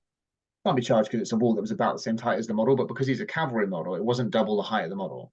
So so basically the Spider Queen can see him and can charge him as if he's defending a barrier. And it's like, if I just not had him physically touching the wall, that wouldn't have been possible. I was like, okay, here's a possibility. I've left the door open here. Yeah. Will charges in with Spider Queen. I countercharge with a couple of models because he won the move roll off. I countercharge with a couple of black numbers and support them. So I've got 7 dice to his 3. And I strike. And he's like, I've been here before. I don't like going into strike offs. So then he opts to defense. I strike higher, I win the fight, and then I just 666 him. It was like, bye. Nice, yeah. See you later, Spider Queen. Yeah, literally 7 dice. I was like, goodbye. And at that point, the game was completely over. I think that game ended. I didn't technically table him because Razgush was still alive, but he was the only model left at the end. Only model left. Yeah, it was a bit of a rout. Love to see it. So yeah, it came off of a random like Spider Queen death, but he felt he had to throw her in because she was out of will. So it's like, yeah, I get it. You may as well just go for it. He's never going to do anything after that. Otherwise, Witch King can just 1 dice transfix every turn. Yeah. So Masters, I mean, is a very good event to win. It's one that you want to win, and you got it. Yeah, at this point, I was now 2 wins, 2 seconds as well. By this point, so I was thinking like, okay, this is a serious contention. But obviously, Jake, you didn't. This was your 4th result, so you immediately jumped into second, but you already had 2 wins in a second. So I was thinking like, at that point, I was sure this was going to be. I was going to be at least fighting you, if not other people, for the win. If I was going hard, and so it came to be. Yeah, you had 202 seconds, and then Rawson, you had 201 seconds. Yeah, but this was your 4th result. So suddenly you went from being like. Yeah, because that always happens at the start of the league. You could have first, second, but if you don't have a 3rd score, you're not going to be in the top 10 just because people who have got 4 scores will. I think be at higher. this point, I might have actually been in 3rd. I was in third for like a couple of weeks. I Were snuck you? into one of the GBHL articles actually, as being on the podium. It was like Elliot Shingle third place. I was like, Let's go. Hey, what happened? It's all gone Loving it. far. I know. Hey, I started going Oh. to hundreds and losing. I just checked where you are in the league right now, mate. I know. I haven't moved in quite some time, so I haven't been able to jump Ryan Gregory, who lovely guy, nice player, but he hasn't been to an event since like April. And No, I haven't seen him in ages. still, Yeah, me I know, neither. and I haven't been able to fucking get past it. I know. Anyway, right, let's leave that conversation there. So moving on, we have the City of Kings, hosted by Ali King, a good friend of the podcast. So you both went to this event for the audio listener, and Farmer came second place at this event, and he took another Witch King Suladan list. This list is basically identical to the last one, except I've added Girits, I've added a tracker, so it's 42 models, and I've changed the two watches for Abrakan Guard. Reason being, there was a mission which Ali's version of Seize the Prize had a heavy object, and because they're burly, I was like, well, you can move full if you're carrying a heavy object if you're burly. So I thought the watches of Kana were nice, but they didn't actually add anything to the list. They were just there. They were models, Yeah. And I thought this might actually add something to one Burly, scenario, so why not? Yeah. Now, if you want to see a bit of a breakdown of these specific scenarios, because he changed some of the rules for the scenarios, then this was actually our very first episode. We did a preview for this event where we broke down those scenarios. Was that really the first episode? It was our very first one. So if you want to go check it out, then you can go do that. What's that? Look how far you've come. I know. Hey, this should be 28 or 29. So we're getting there. Wow, that is a lot actually. I know, in a fairly short space of time. So there we go. Probably like an average of one every 2 weeks or less. We went. I think there was a week at the start, sort of in the first month or two, where we did 3 pods in a week, as in like rendered and uploaded and everything in a week. So yeah, so there we go. So Farmer came second with his Mordor Serpent Horde Alliance. It's 765 points this event, and then Jake has taken a very similar list to his previous 700.1 with Azog's Hunters and Azog's Legion, but the other one was 700. So what have you done with the extra 65 points? You've got another bat. So this was a really tough one to plan for, because I had no idea what to add in, because sort of at 700 points you have everything you want in Azog's Hunters. So I really struggled over this, and then after reading the rules pack with all the custom scenarios, you could also bring a custom piece of terrain as well, which you got to place on every single board. That I was next to you on game 1 against Ash, and you broke it down. Yeah, go on. Yeah, and it was awesome. So what I did was I thought, oh, I know, because the big problem with Goblin warbands is you never really have terrain to drop them in the places that you want, because they're not really big enough. Yeah. So I built a Lego fortress that was just big enough to fit in 7 or maybe 6 Goblin mercenaries, and had doorways that was only tall enough for goblins to walk through, so other models couldn't come into the fortress. It was quite something. It was fantastic. Did you bring that's all that was, adding an extra bat and then the Goblin warband. Oh yes, cool. And some more mercs, and my terrain was just a borrowed piece of ruin because I didn't have any particular cheese strat in mind. I didn't have cheese either. I was 50-50 between this and a watcher list with some deep water, but in the end I chickened out. Those days are behind me though. Was that after the infamous wall that graced that was last year? I wasn't there for that, unfortunately. Yeah. The Great Wall of Angmar, The Great Wall of that's it. That's what I was looking for. AKA a bit of cereal box with some squares drawn on it. Love to see it. I do have a photo of that actually. Yes, I do. It's that inspired a certain clarification in the rules pack. Yes. So. Yes. Either way, this was an interesting one. We played again at this one as well. We did with a draw in round 5. Yeah. Another situation where Narzug just will not be killed by any of your models under any circumstances. 2 turns trapped versus Suladan. He won the fight both times. I was like, it's a 0-0 draw. And I was like, cool. That's the experience your Narzug has against Farmer. But when I play Farmer with Narzug, he just rolls a double 1 on his courage test. That was a classic Shilling Law moment. Yeah. And I've done that like 4 separate times with Narzug this year at events, and he's always fucking rammed. So Narzug betrays you because he belongs to me. He does. I've tried to take him, and he just won't have it. No. It's funny. You play round 5. We did. Yeah, Recon it was, wasn't it? Yeah, Recon. And I had to play really defensive because you had three. Was it 3 bats or 2?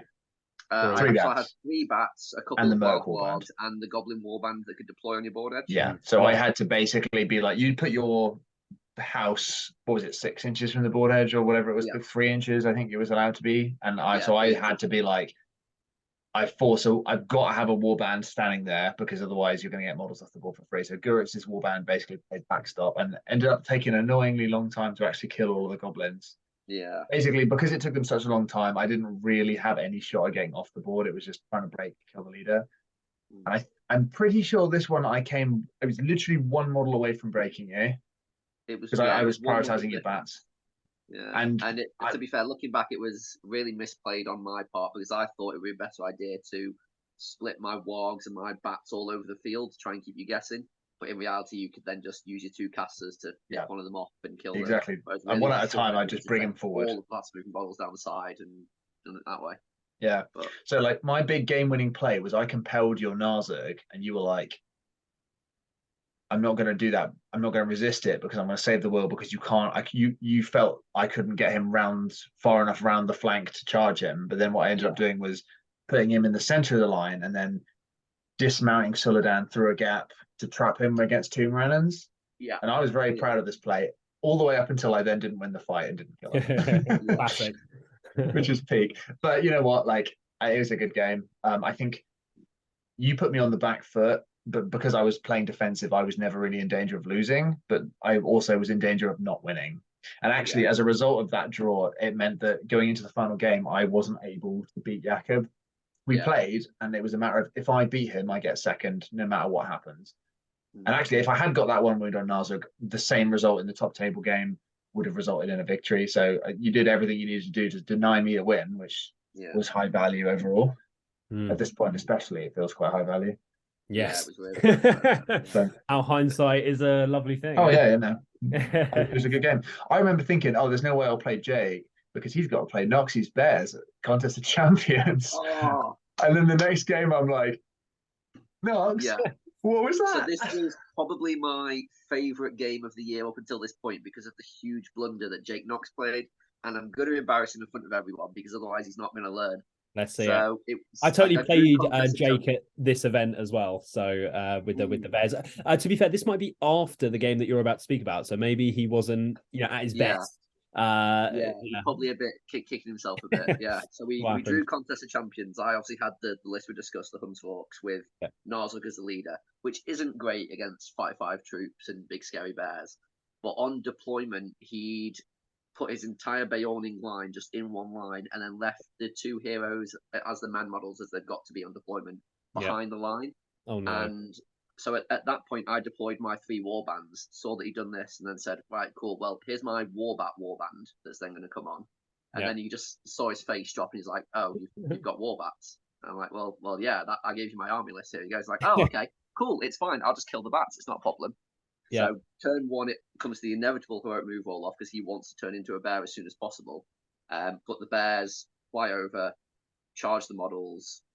Sorry, no, this was because I had 3 of them. I could be a bit more careful with this. So one of them hovered over Beorn and then charged the Beorning, knocking him prone. Another one then hovered over Grim Beorn, knocking him prone and then charging the prone Beorn. And then the third one could then charge the prone Grim Beorn. So all of a sudden he's got 2 prone heroes that are not killing anything, not transforming, which means he can't then heroic combat and transform that turn either because he's not going to be able to get any kills.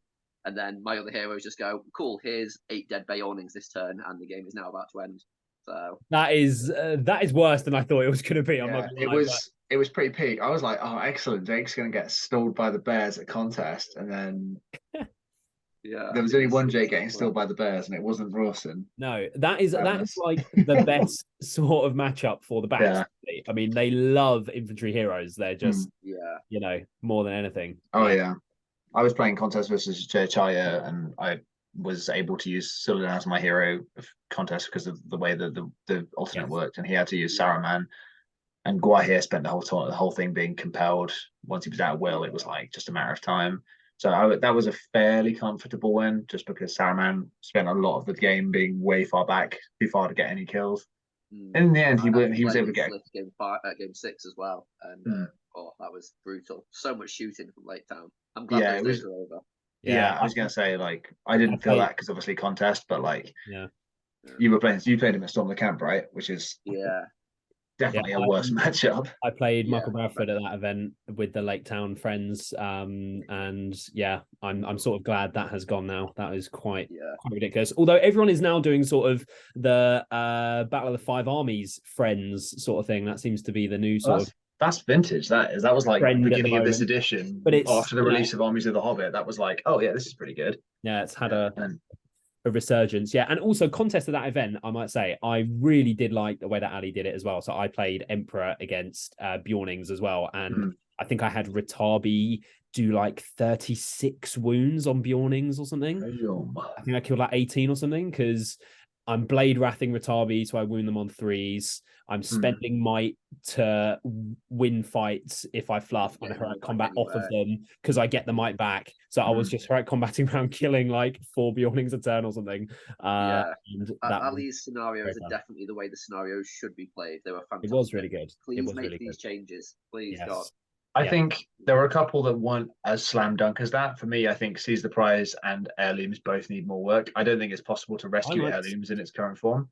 I do think that particularly his Storm the Camp and his contest were both really slam dunks. And I thought that modified Recon and Lords of Battle were both pretty good as well. What didn't you like about Seize? I thought that was I just think that the way the 3 prizes were set up was it didn't feel like substantially fairer than regular Seize the Prize, if that makes sense.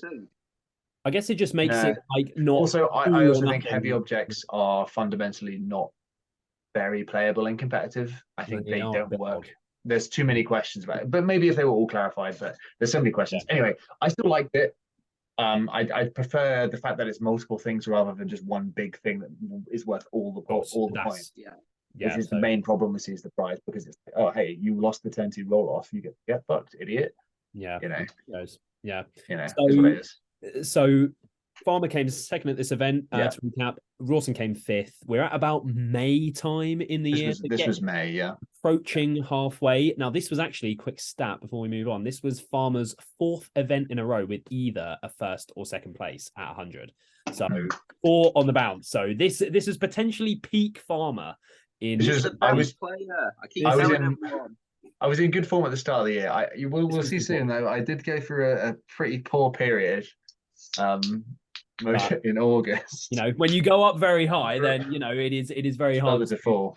Maintain. Yes, yeah, exactly. So that'll do it for that event. Moving on, we have Dewey's Call to the Shire. Now, basically, for every event that we're going to be talking about now, there is a preview episode that we did on the channel. So if you want to see any of the lists that me or any of the usual hosts took or anything like that, there will more than likely be a preview that we did for this event, so you can go check that out if you would like to. But this is where this is at 550 points, where Rawson came 2nd and Farmer came 5th. This is exactly the same as City of Kings but reversed. So Rawson took a Arnor list at 550 and Farmer took Witch King not Witch King Sodan, just Witch King with Gothmog, which was quite interesting. We did talk about that highly themed. We did talk about that list during the preview episode, actually, along with a lot of yours, Jake, at a number of previews that we did as well. But Jake, you pulled out the 2nd with Arnor 550. It's pretty damn good at 550, isn't it? Yeah, so I would say that's, if not the best, but the 2nd best points level for it, because it just vastly outnumbers anything you're going to come up against, and you still get everything you want in an Arnor list. 43 models or something like that. Something absurd like it's that. It's ridiculous. Quick numbers crunch, Elliot. What is it? Yeah, it is 43. I did that. 43. Yeah, it's a disgusting level of models. And the entire weekend can be summed up in any of the games, really. It's just, here's a lot of guys that don't die and win all the scenarios, apart from the game I played against Ivan, which was Contest of Champions against an all-hero Rohan, and it was just pretty brutal. I remember actually coming over to you during that game, actually, because I had a bye and I was playing basketball in the hall. And I was coming over and looking at you. You lost one game, right? Yeah, that was the only game I lost. Yeah, I think I was about to say, because I don't remember hearing about winning that one. No. Yeah, turn 1 I had to commit to Arvidui trying to kill Theoden. Otherwise, there's just no way I'm going to catch up and win the game because Theoden just goes off and kills a bunch of Arnor guys. And obviously, Arvidui's not going to be killing any Rohan heroes. And it was really close as well. I got into the combat, managed to block out any counter charges. So it was 1-on-1, won the strike off. And then going for the wounds, I was trying to decide whether to go for Snowmane or for Theoden first, because it was a 5 or a 6 for down or up.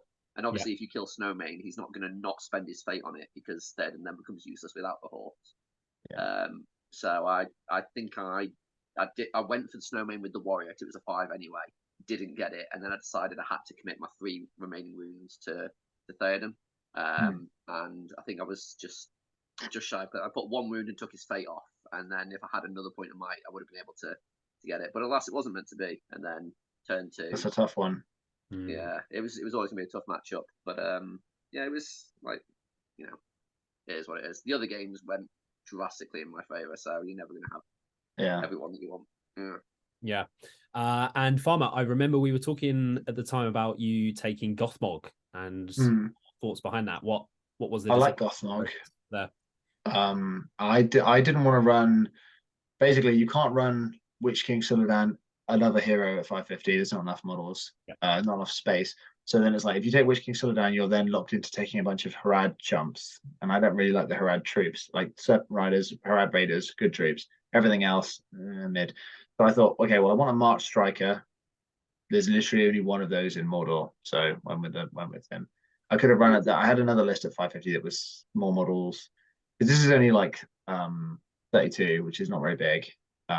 But the reason I kind of felt like, well, Man Hatred felt good because Arnor the previous year won the same event. So Clubly using Arnor, I played him twice that event, and I was like taking note of how good it was. I was like, if I had Arnold, basically, I'd have run it because it's that good. I just don't have it.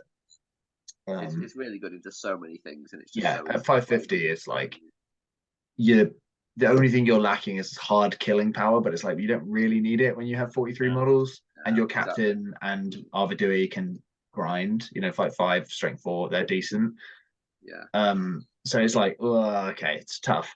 And then so I thought Gothmog isn't great value, but he's also kind of has some niche stuff. I mean, I played against, because I also at this point in the year, Lake Town Super Friends is everywhere. So Lake Town Super Friends, I did play it once in this tournament, and Gothmog is so much fun into that. It's like, 3s to kill everything, high fight value, potentially free heroics, because Braga wants to call free heroic combats, but then you also get free heroic. So it's a lot of fun. I actually really like that you chose Gothmog, because I think he's the secret to building a Mordor Harad list that counters Mordor Harad lists. And if I was going to build one, he would definitely be in it. I love Gothmog. Most Gothmog lists I write, if I don't already have the Witch King, I look at it and think he's the same points as the Witch King. And the Witch King, look, it's so hard to choose anything over the Witch King. It's like if you're running pure orcs and you want to go for Man Hatred or rerolls to wound, it's like fair enough. But is that better than the best value model in the entire game?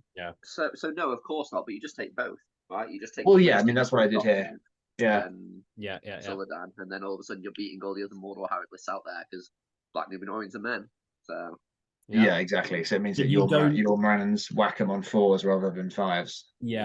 So obviously it's really good into a Witch King Sully because you're getting against the Black Nums at the front, but then your Black Nums at your front aren't getting it either. So you get the best of all the worlds. That's right. That's essentially the logic. But I ran afoul of Hunter Orcs in the first round.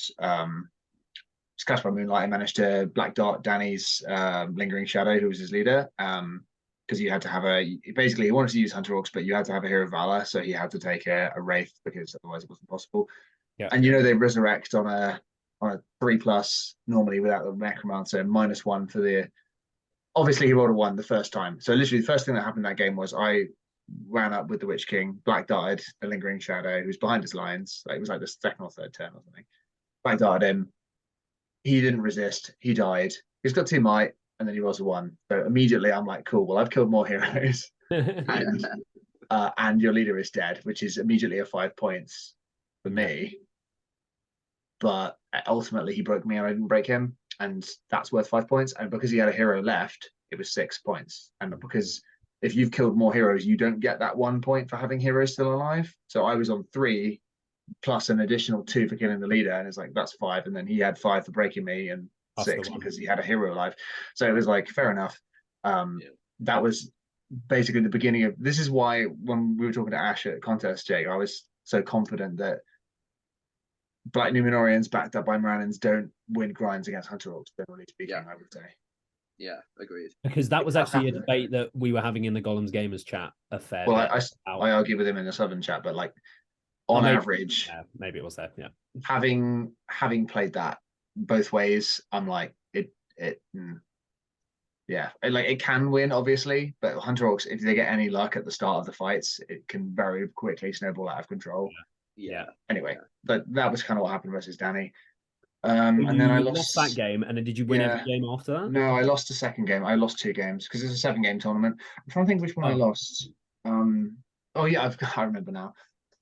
At Film Control versus Wiggins, right? He was using sorry, not even Ugluk Scouts. He was using Lurtz's Scouts. Yeah, so that's not a very powerful list. But what ended up happening was I was kind of lulled into a bit of a false sense of security because, again, I know it's not a powerful list. I've got the same fight value. I've got spears and he doesn't. I've got banner, all that shit. And essentially what ended up happening was there were 4 turns in a row where he won and killed. Sorry, he killed my model every single fight that he won. And I rolled really badly. So he was winning a lot of fights. It was like he outnumbered me by like 7 or 8. And then 4 turns, he killed every time he won. And I was like, it's 1 in 3, dude. Please be chill. But unfortunately, because I'd assumed average and he got very lucky, I then was in a position where he was able to snowball that luck extremely easily. He was able to wrap around and stuff because the movement 8 is quite hard to deal with. But basically I disrespected the list and I got punished hard for it. So that was a shame. But I managed to deny him the major victory by being very tenacious to the very end. I managed to, I think I only lost 8-4 rather than, and because this tournament had tiered wins, that ended up being worth a half a TP or an extra TP for a minor loss or something. So it was worth doing, but I was like, oh this is fucked. I bottled this, and then I ended up finishing 5th, which is not fantastic, but it was more respectable than I thought I was going to get after going 2-2 day 1. Yeah, it's not bad. Yeah, 5th. I mean, I have yet to come 5th at the GBHL 100. I've come 6th. So I would take a 5th. I would take a 5th. Top 5. I'll be buzzing. Yeah. Well, as you say, this came after a streak of first and second, so it was a little more disappointing. Also, this was my first tournament with a knee brace as well, so maybe that hurt my dice rolling a little. Yes. Oh, this was Terminator Farmer when you got in my car, didn't you? Yeah. Yeah, my very low car. Love it. Okay, so that was called the Shire, Dewey's 550-point event. Shout out Dewey Evans, who we had on that preview episode as well. Now we come to Bywater at 650. Was this the 1-day event? London, no, free games. And no, 4 games. The first ever 1-day GBHL 100 event. So sort of an asterisk on. Not the first ever. The first for a long time. No, there have been 1-day hundreds before, but not for a long time. And it was a bit controversial because it was only announced like 6 weeks before. I think they should do more of them. I really like the fact that it was a 1-day tournament. Oh, you did like it? I loved it, yeah. I thought it was brilliant. I loved going home and being like, oh, cool, I still got half my weekend. That's great. I'm sure for that reason, I am sort of against them, though. Farmer, where do you lie? Are you there? Well, I didn't really want to go all the way to North Wales for a 1-day, but I felt like I had to because of the competition. But that's a self-imposed thing, right? Of course. I also didn't really like how sudden it was. But also like that's just a personal taste thing. Like I like to have plenty of time to plan, and I didn't really have that with this. But what do you think about them objectively? Do you think they're good or bad for the, I think if you're going to run, I think hundreds have to be 2-day personally, but I think that's just a matter of like keeping it on the same level, just because I think some of them being I think the amount of people you want to be able to sell hundreds to, you can't necessarily get an outright winner easily with a 4-game tournament, and you can't really do more than 4 games in 1 day. maybe 5 if you played tiny points like 300 or something, but that's again different thing. So that's my feeling. I think it's harder to, because people now want hundreds to be a certain size minimum, which again, you may notice actually some of my biggest successes at hundreds are at slightly smaller tournaments. I think that also may not positively affect me because it's different skill set really. I think winning big tournaments is more about min-maxing your wins against the less good opponents you get, and then getting making sure you're in the right place to beat obviously scenarios have to go your way against the harder matchups. Whereas at smaller tournaments, it's about reading the field and like beating the people who are like the danger men at any tournament, because you probably will have to face them. It's not like you can dodge them at a 25 to 30 person tournament. Like you're going to have to play the other top players. So it's a very different vibe, and I do think it's interesting that is going to be essentially phased out completely. Yes, because that does change the dynamic of it all. Like the biggest tournament I've won this year so far was Gondolin, and that was like 50 something. Whereas Jake won Articon, obviously. Well, spoilers. So now they're going to be. It's a very different vibe, like because at Articon you can theoretically dodge every other top player. Yeah. Just by just how it happens to go.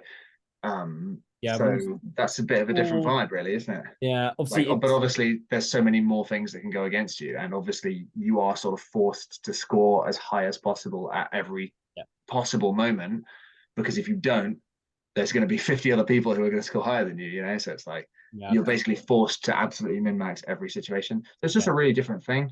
I think it's interesting. I do think it will change the thing going forward. Yeah, how it's gonna. I mean, it's 64 minimum players, but that's just how many tickets they have to be able to sell. But there could be tickets that I guess you don't actually have to sell for 64 tickets. You just have to have been able to. So maybe there'll be some 40 player events, but so one day, 4 games, 650 points. So we have Farmer for the audio listeners who came 5th at this event. And then same as the previous event. And then Rawson came 8th. Farmer is using Witch King, Shadow Lord, Suladan. Again, Black Nun, Moranans, Witch King, Sully, classic stuff there. And then we have Rawson using the same, very similar Hunter Orc list with a Gundabad captain with 2 bats and a Goblin Merc captain with only 1. So very, very similar. This list of yours, Jake, I remember thinking that this was less scary than the 600. I think that 600 is hard because it's so perfect. There's no fat on it at all. It's perfect. Whereas this one is like, you have a choice of how to expand up to 650. So you opted to take less models. So this is what, 38, I think? And you went with the captain in the back. Sacrifice at some point for the extra 50 points because your war bands are all already realistically full. Captains are about that extra price level anyway. So it'll be like one more model. Or just add in a captain, which doesn't really bring much. So, that's tough, isn't it? Whereas, like my list is very, very lean. I wouldn't describe it as perfect in the same way. Like it's the smallest version of these 3 heroes that you can do it realistically. I'm sort of now of the opinion that Ash's version of 650 is better with the mouth instead of the Shadow Lord, because you get slightly more models, you get a slightly stronger 3rd combat hero. But I will say at this point in the year, I would still choose if Assault and Helmsweep hadn't been nerfed, I still would choose this list because I agree. As what actually happened to Ash at this exact tournament. This exact tournament, Ash played Jay, who won the tournament. I do think it's interesting, by the way, that me and Jake played at this tournament. He absolutely smashed me. Hunter Orcs absolutely did bits, which more evidence for the Hunter Orcs being stronger than the Bandor. And then he went on to finish lower than me because he then had to play Storm the Camp against 415 crossbows. And I got to play against. Going into that final game, I was feeling really confident. I'd beaten all my opponents by decent margins. I was like, this can't go wrong now. There was 3 potential people I could play in 3 potential scenarios. And I got the 1 army that I didn't want in the 1 scenario that I didn't want because it was just an auto lose to play 48 inches away against 2 ballista and a bunch of crossbows. And I got Hunter Orcs. It was like the most unwinnable possible scenario. This was Jay, I'm assuming you played. This was against Jay, last round. Jay converted the scenario like commendably, that one. But with the scenarios that he got, like, I mean, Fog of War is by far the worst one, and that's not even a bad scenario for Assault and Helmsweep. It's like, cool, to the death, and he got to go against someone who didn't have a banner. Beautiful. 12 inch fucking deployment. Yeah. And then Storm the Camp. Oh, 48. Storm the Yeah. Camp and Retrieval is like cool. Two scenarios where you're literally rewarded for camping in a corner with all your big shoe in. It's Yeah. like, wow. Have fun. And then he even got to play the tournament game against someone who has a majoritively D4 army. It's like, oh. Yeah. And he even won the roll off to choose the corners as well. And he elected to choose the wide open corners rather than the fortification that I could hide behind. So just nothing went my way. Yeah, that's like, brutal. Yeah, I saw that and I was like, oh, you're fucked there, mate. Absolutely fucked. So no sense. But you two did play at this event. So at this point, Farmer, you have 2 100s and 3 seconds, and Rawson, you have 200s and 2 seconds. So you are a second place behind Farmer at this point, and you guys played. So that was game 5. That was our 4th game. Really heated up. Everyone started making the jokes in the comments of, "Oh, it's a head-to-head." Blah, blah, blah. This is when it was really hitting at its peak, I think. Yeah. So it was game 5 of the event. Sorry, was it? Game 3 because it was a 4-game event. So we played in the second to last game, but it was a 4-game event. Yeah. So it was to the death. I thought it was going quite well because I was able to put Shadowlord up, and my 10 trackers were like picking. I picked off quite a few before combat, so I was feeling pretty good. And then basically your courage tests were very good this game, if I remember correctly. You didn't fail many. The Warhorn, I think I passed everything by a margin. Yeah, it was like you were rolling a lot of 8s, and it was like, oh god. If I could have somehow got the Warhorn, but I think I distinctly remember making some fuck ups this game. I did make mistakes. I think I got a bit tilted by the dice. I started making bad errors, and it's like it was winnable right to the end, but I basically saw red and started thinking I was just fucked. I do distinctly remember one moment from this game, which was a real knife twist moment. So, okay, so I spent all my might to kill your banner early doors in this one. I remember that. And you were like, oh, I wouldn't have done that. And I was like, well, I would. I spent basically, I rolled a 1. I compelled the banner out of contact of something else. And then I rolled a 1 to wound it with Witch King. And he'd already spent 1 might. And I was like, spend 2 might to kill it. And you were like, I don't know if I'd have done that. And I was like, well, I was, basically I was thinking like, all I need to do now is stall. But obviously, Hunter Orcs, unfortunately, it's hard to stall against them. That's what they're good at. But that was my logic, and I still stand by it. I would do the same thing every time.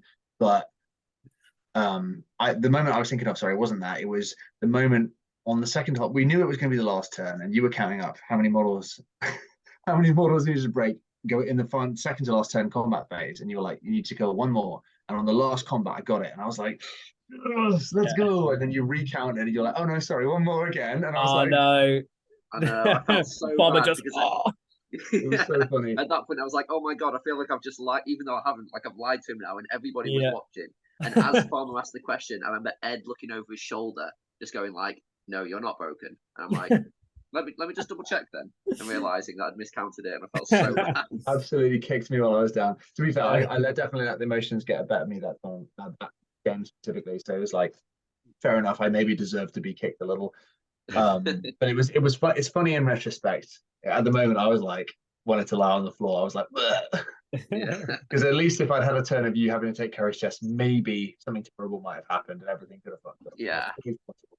With Harbinger around, but it can go badly. Alas, didn't happen. And I think that was the first game ever playing Hunt Orcs as well, where I didn't use the ambush rule for my Goblin Mercs, because I was sat there thinking, I don't know how I'm going to get to him quick enough, and then it just dawns me, oh, the captain has March.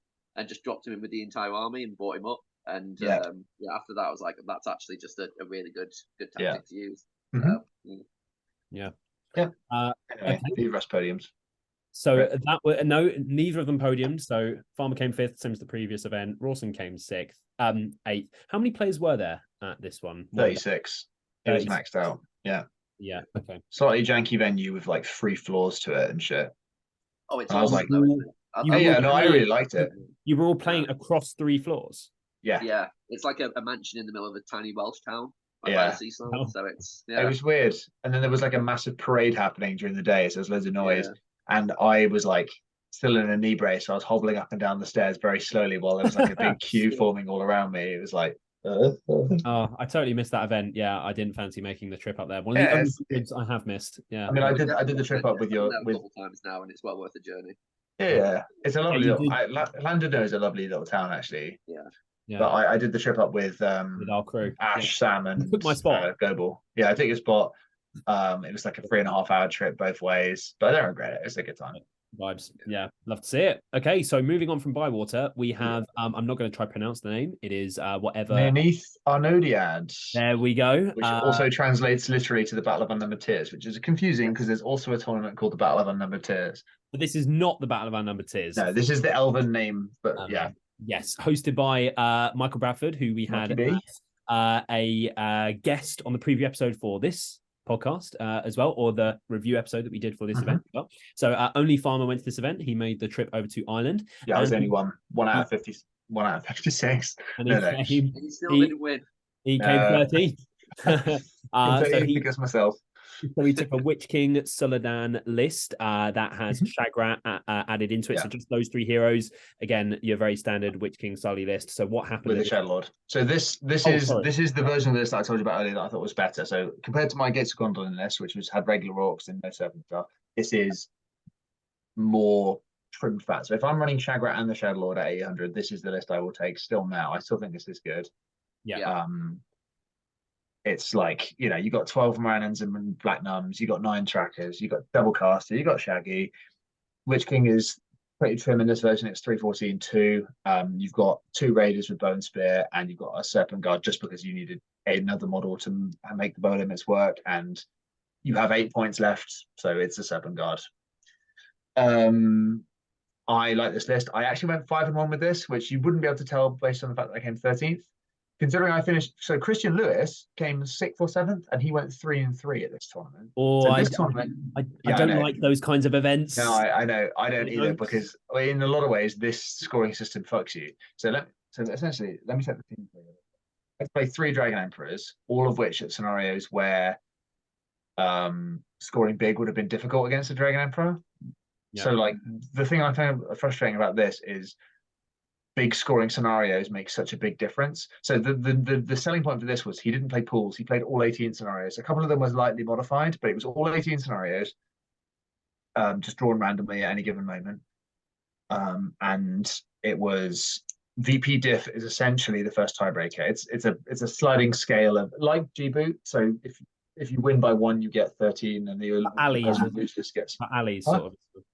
Well, it's more like Great Battle, where you get a bigger score depending on how big your win is. Yeah. So if you win by 12, you get 24 and your opponent gets nothing. If you win by 1 or 2, the only difference is you get 15 and your opponent loses like 10 or gets 10 or whatever. Just to sort of say that if you win 1-0, you still get a little bit more of a bonus as you won, essentially. Yeah. But essentially, it's just a VP diff is instead of TPs as the first tiebreaker. But I was a bit unlucky in that I played Dragon Emperor, Capture Control, Divide and Conquer, and then Retrieval. None of which are very easy games to score big in if you don't get lucky with the time. And my opponents in those games, so I played the same guy twice, and then I played Chris Lewis, and none of them are quick players. Like they didn't slow play exactly, but it's like against the Emperor, if you don't rush, it's like, how am I going to get enough time to get my prize off the board edge at Retrieval, for example? You know. And this is coming from Dave. Yeah, exactly. The guy that everyone calls slow. Yeah. Did we mention as well, was this the event where you could like add on special rules and things to heroes? Or was that not this event? No, that was in June, and that was in Dublin. So that Michael Bradford won that, and neither of us went. That's one of the events that none of us went to. That one, the only ones I believe are that one, the GT, and the FL Winter, because I assume you, like me, didn't realize it was even on until it had already happened. Well, I actually had a ticket to it the previous year. It got delayed, and I also had a ticket to Tolkon the previous year, which got delayed. Oh, so having 2 events by the same person be delayed, I then thought I just want my refund. I'm done. Yeah, if you can get a refund. I mean, I'll be amazed if Tolkon ever happens, to be quite honest. Yeah, that's why. Anyway, yeah, so this was an annoying one because I felt I'd actually played quite well this tournament, but the matchups basically meant that I couldn't score big, and that fucked me. It works both ways. I think having that scoring system and also fully random scenarios is too much randomness. It means that there's so much matchup luck that is out of your control. And it means that sometimes people will get to play very, very favorable scenarios against swingy lists, and then you'll just completely smash them out of the water, which is how because Christian's all 3 of his wins. He went 3 wins and 3 losses, but he got 3 12-0s and then 3 losses by like 1 or 2. And that put him significantly higher than me, despite the fact that I went 5-1. So this is a scoring system and a style that works well at much smaller events. And as soon as the event hits like 40, 50 players, it feels a lot more unfair for a lot more players. So it's just something to think about. But yeah, I don't think I played badly at this event, but I wasn't able to min-max scoring because of circumstance, and that fucked me over a little bit. So I was happy to go because I wanted to support Michael, and it was a nice event. I'd probably go back, maybe if they change the scoring system a little, but I think he intends to, so that's good. Okay, yeah, because I went 5-1 at my first GBHL 100 this year, mega excited. Oh yeah, 13th, and I was like, "Fuck!" It felt was that really GBHL? Was it? It was GBHL. Yeah, I was gonna say it's the same thing. I was like, sad. I mean, 5-1 at a tournament of 50 players, you should be top 10 100% of the time. Yeah, I was hoping higher than top 10. I was like, yeah. Well, the fact that you weren't even top 10 is harsh. Yeah. And there we go. That's how it goes. So, yeah, and that was 800 points. Sorry, yeah, 800 points. Yeah. So shout out Michael Bradford. So moving on, we have the Hampshire GT hashtag Pompey hashtag Portsmouth, where only Farmer attended this one, and he came fourth, thanks to Ashley Walger, where he picked was up. Was there really 63 players? There was. Yeah, it didn't feel like it. Now we wanted a lot more, but 63 was where he ended up. Yeah. So Ashley Walger took the dub at this event. Again, we did do a preview for this event. And Farmer took at 650 again, Witch King Sodan. Exact list. The Shadow Lord. Yeah. So is that just keeping track? Is that now 3 events that you've gone to on your own that you've come fourth in, Farmer? I think you came 5th at the. Let's go back quickly. I came 4th at the. I came 4th at. So Bywater came and Grey Havens, yeah. So I've also got a 13th as we established. Yeah. It's almost like you don't like to podium when I'm not there. How sweet. He just wants to keep it tight, you know. Oh yeah, absolutely. Yeah, that's it. So what happened at this event other than losing to Ashley Walger, or did nothing happen? It was I had 2 very, very tough games against Dowie and Sean of Guardians, both of them, because they were both using Farharad. I mean, Dowie was using Farharad and Suladan, so Serpenhole Farharad, and Sean was using pure Farharad, and the blowpipes were horrendous. I was thinking that tournament, I was like, if Ash had been in my position with his Mathesauron and 3 extra models, he would have gone absolutely pumped by either of those lists. In fact, I'm pretty sure you were using almost an identical list. You did get pumped. I totally lost to Dewey in. It was I did start on the 24. I think it was Assassination, and he railed me with. So like he killed. I remember one time he killed 5 of my Bat Numenorians through Blinding Light, and it's like there's no way with Blinding Light, with that same luck, without Blinding Light. Sorry, well, I mean Shadow Lord. Yeah. Ash would have been able to tank it. So I remember feeling a little bit frustrated that he'd managed to get to. We played each other the final round. We were 1 and 2, round 6. And I remember being a little bit annoyed that. Like he'd managed to sort of breeze through the pack and it had the luck, and I'd had to face the much harder opponents for the list, I should say, and I managed to get the win, so I'm happy with that. An interesting thing in our game was we were playing Retrieval, which was a large influence had on the game was Chris Lewis had drawn his first game. He was playing Assault on Helm's Deep. He'd drawn his first game, and he came over after about 40 minutes-ish, less than halfway through the round, having 12-0'd his opponent already, which meant that a quick trip to Longshanks meant that we knew he was 5 in a draw. And I was looking at that like, okay, if I draw this, he's going to be ahead of me unless we get like a 10-10 draw. But I was like, well, that's not going to be possible unless we agree to it. And I'm like, nah, that's a bit shit, really. And so Ash was like, yeah, I wouldn't do that anyway. So we played it like I played harder to try and win because I knew that there was no win on the table with a draw. So I basically played to try and win. And as a result, the dice went my favor, and then they very, very hard went in Ash's favor. And it was like really, really tight. It came down to a sap wheel off between my Witch Kings. My Witch King went for a sap wheel, didn't cast it. His Witch King got 6.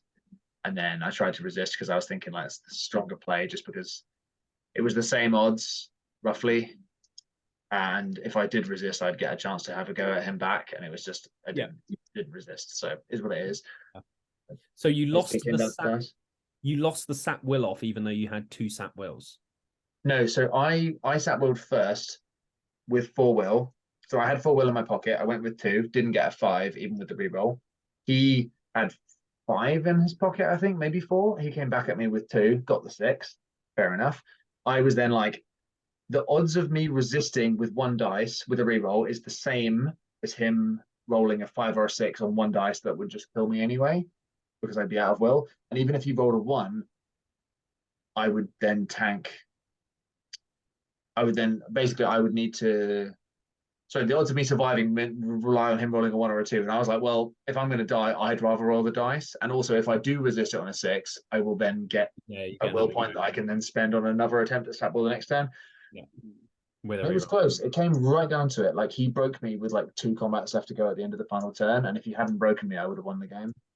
Yeah. Because I'd already broken him. So it was really, really close. But yeah, I think it was a grind, and we were both playing Witch King Sylvain lists, and ultimately his grind is slightly better than mine. Yeah.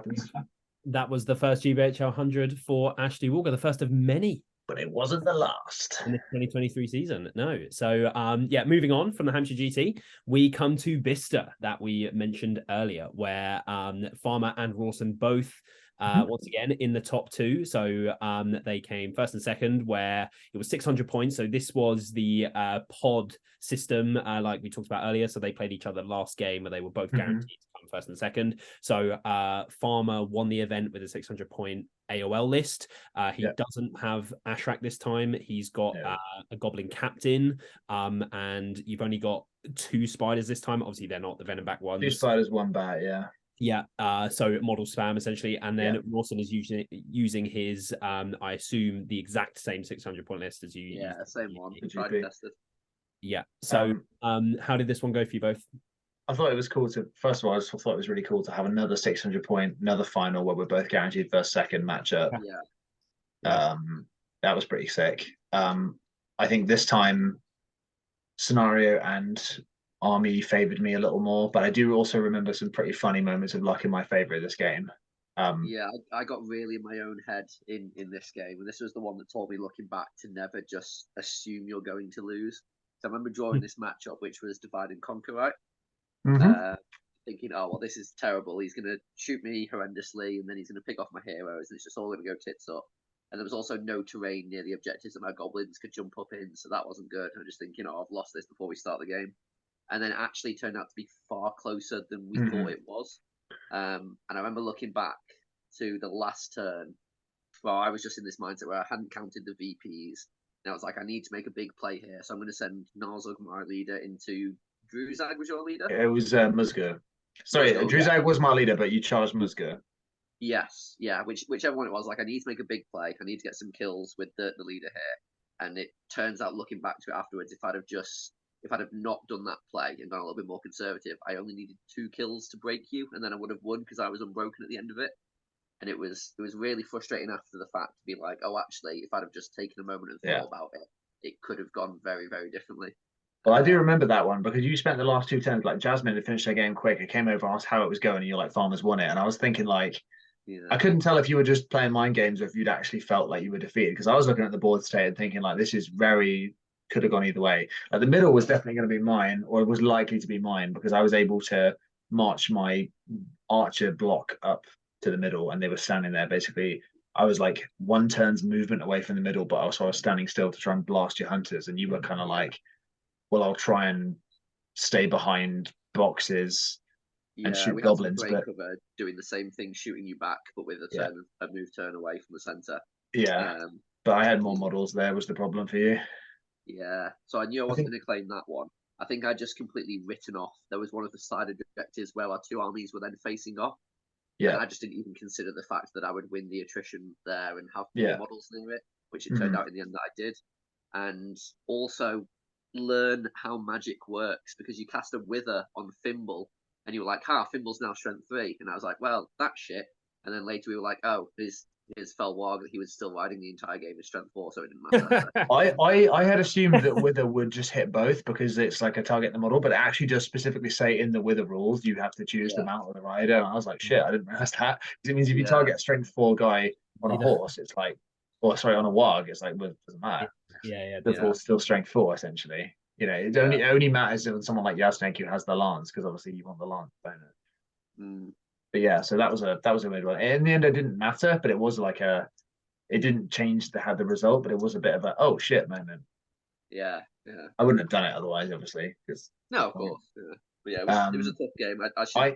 That was the one that taught me to not be defeated before the end of the outcome of the game. I threw my bat away that game. I remember that. I should have left my bat on the roof of the building till I had a really good opportunity, but I was sort of feeling pressure. I do remember one moment from that game that was quite funny though, where I had I had like one side had my captain and my shaman and like a lot of goblins that were marching towards the middle, and the other side had Musku and Druzag, and you were sort of thinking you wanted to try and sandwich that side, I think. Yeah. And I'd chucked my wargs forward to stop you from filling a gap so that my goblins could push through first or try and live as long as possible. One warg charged 2 hunters, which is like, that's a dead warg. And then my 2 prowlers on the ridge both threw daggers. They both hit your models and they both killed, and the warg survived. I was like, yeah, let's go. Also, that game, I distinctly remember pinpoint accuracy. Yeah, I remember Enraged Warg survived 3 different times as well. My Wild Wargs did well that game. Cool. Yeah, it was really good, really close.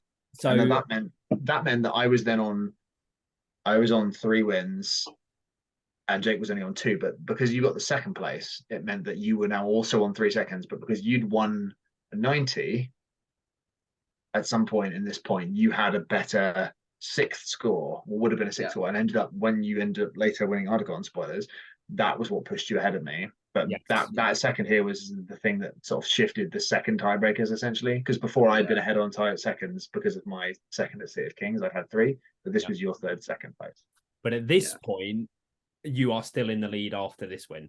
Yeah, I'm still in the lead because I've got 3 wins at this point, and Jake only has 2. Yeah, we were still both on. So no, I was now on 395, and he was on 390 still. Yeah.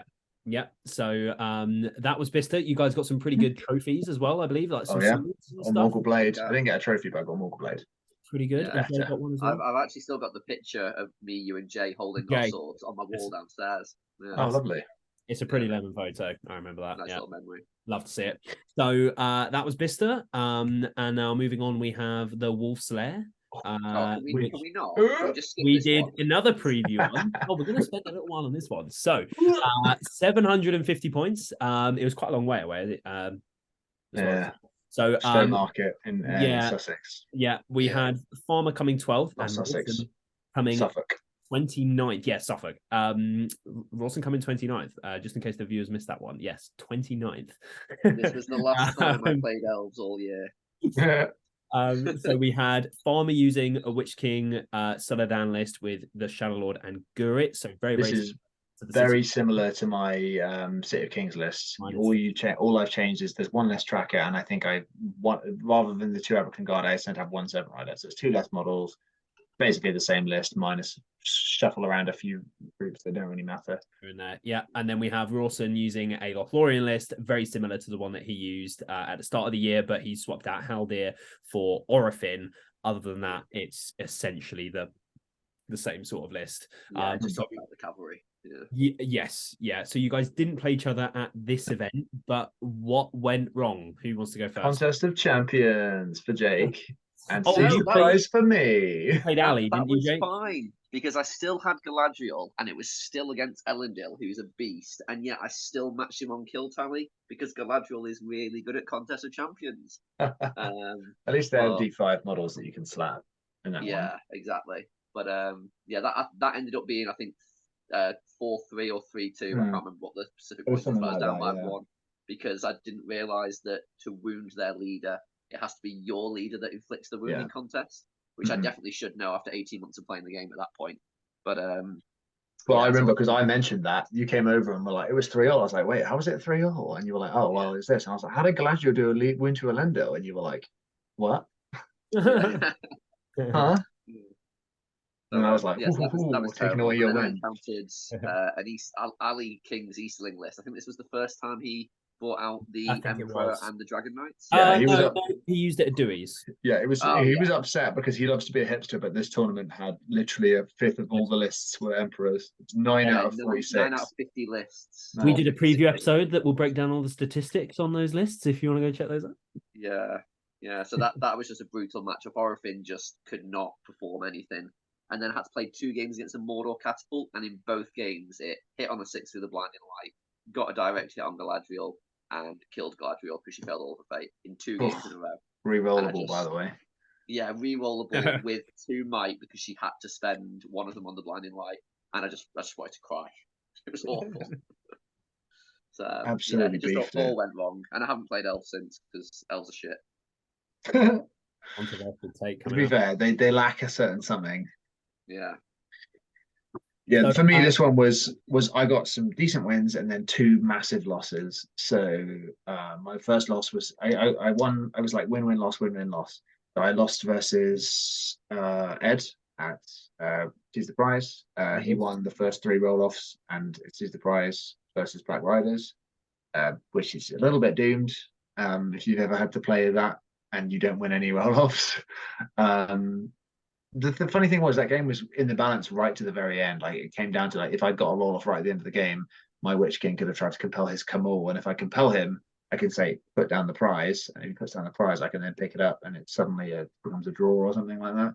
Yeah, I think it would have been a 3-all draw if that had happened, but in the end, instead, Witch King got charged and killed, and it became a 12-0 because he then went off the board edge. So things happen.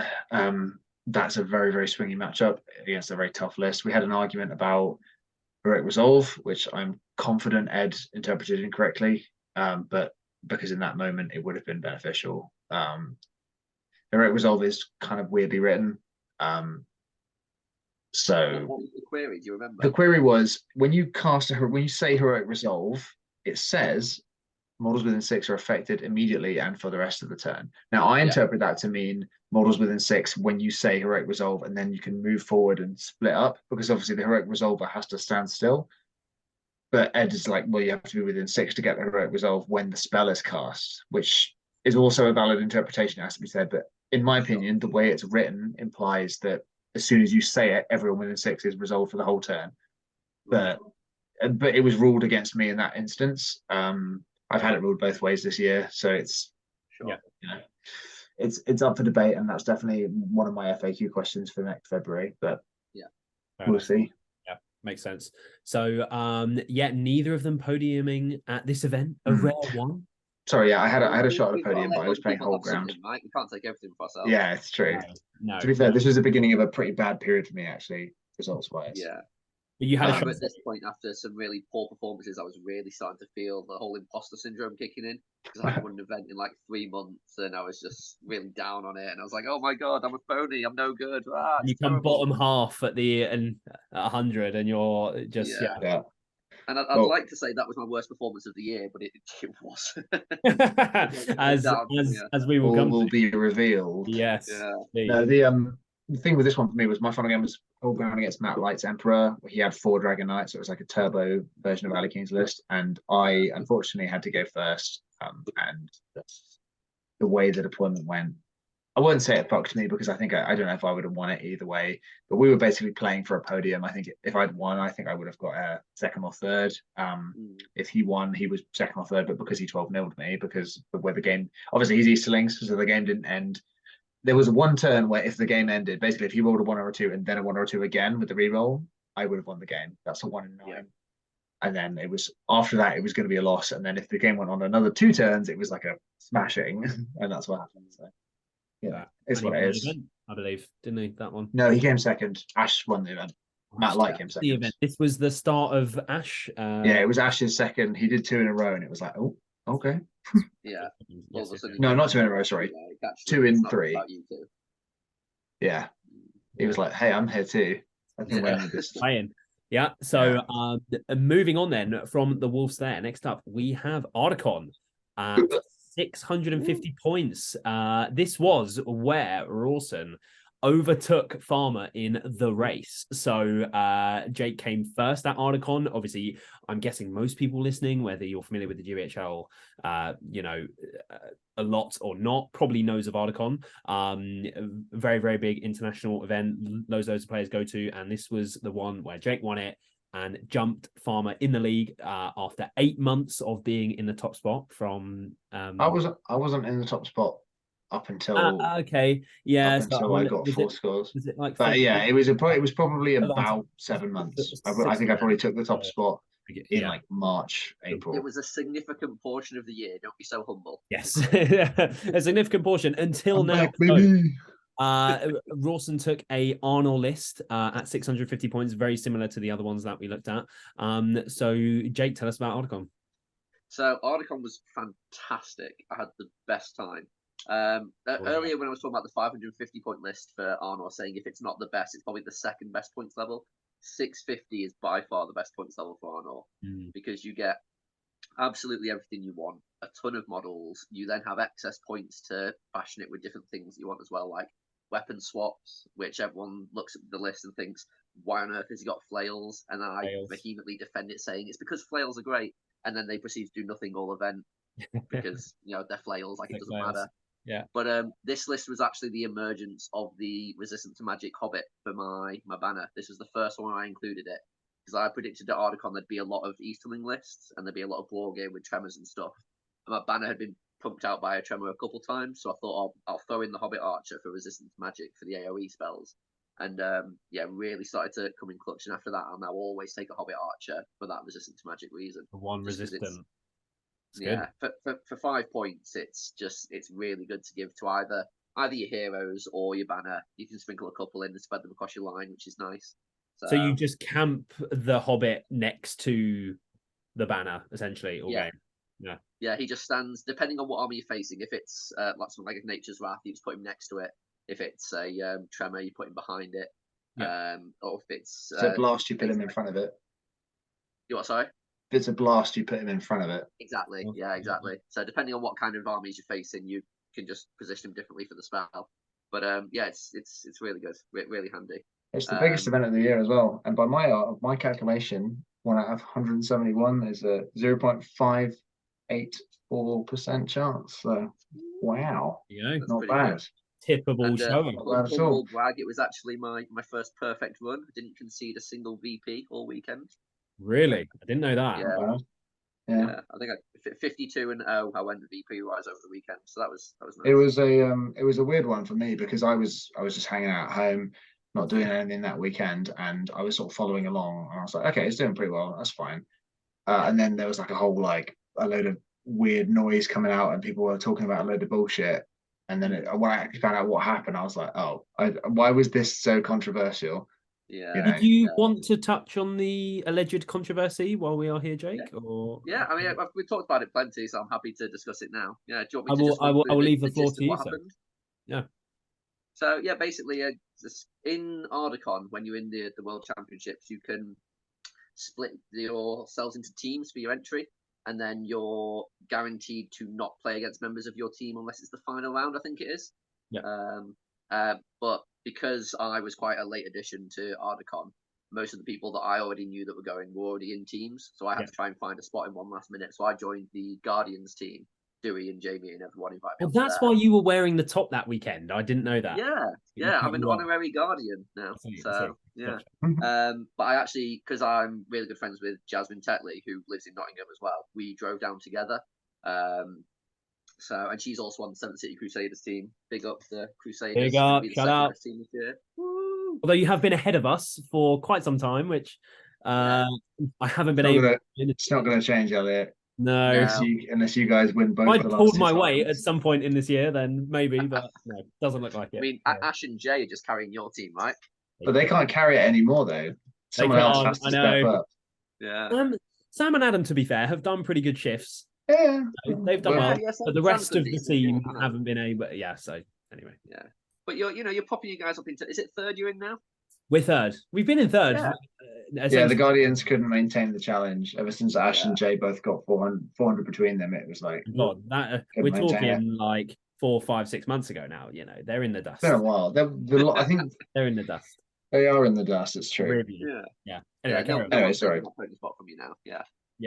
But yeah. So because I went down with Jasmine, but she's on my Crusaders team, but not on my team for Articon. Yes. We ended up playing in round 6 because we could have matched up against each other. And there was just this big. We ended up getting quite a drawy scenario. It was assassination, I think. Yeah, assassination. And she had a really heavy shooting army. I had a really heavy shooting army.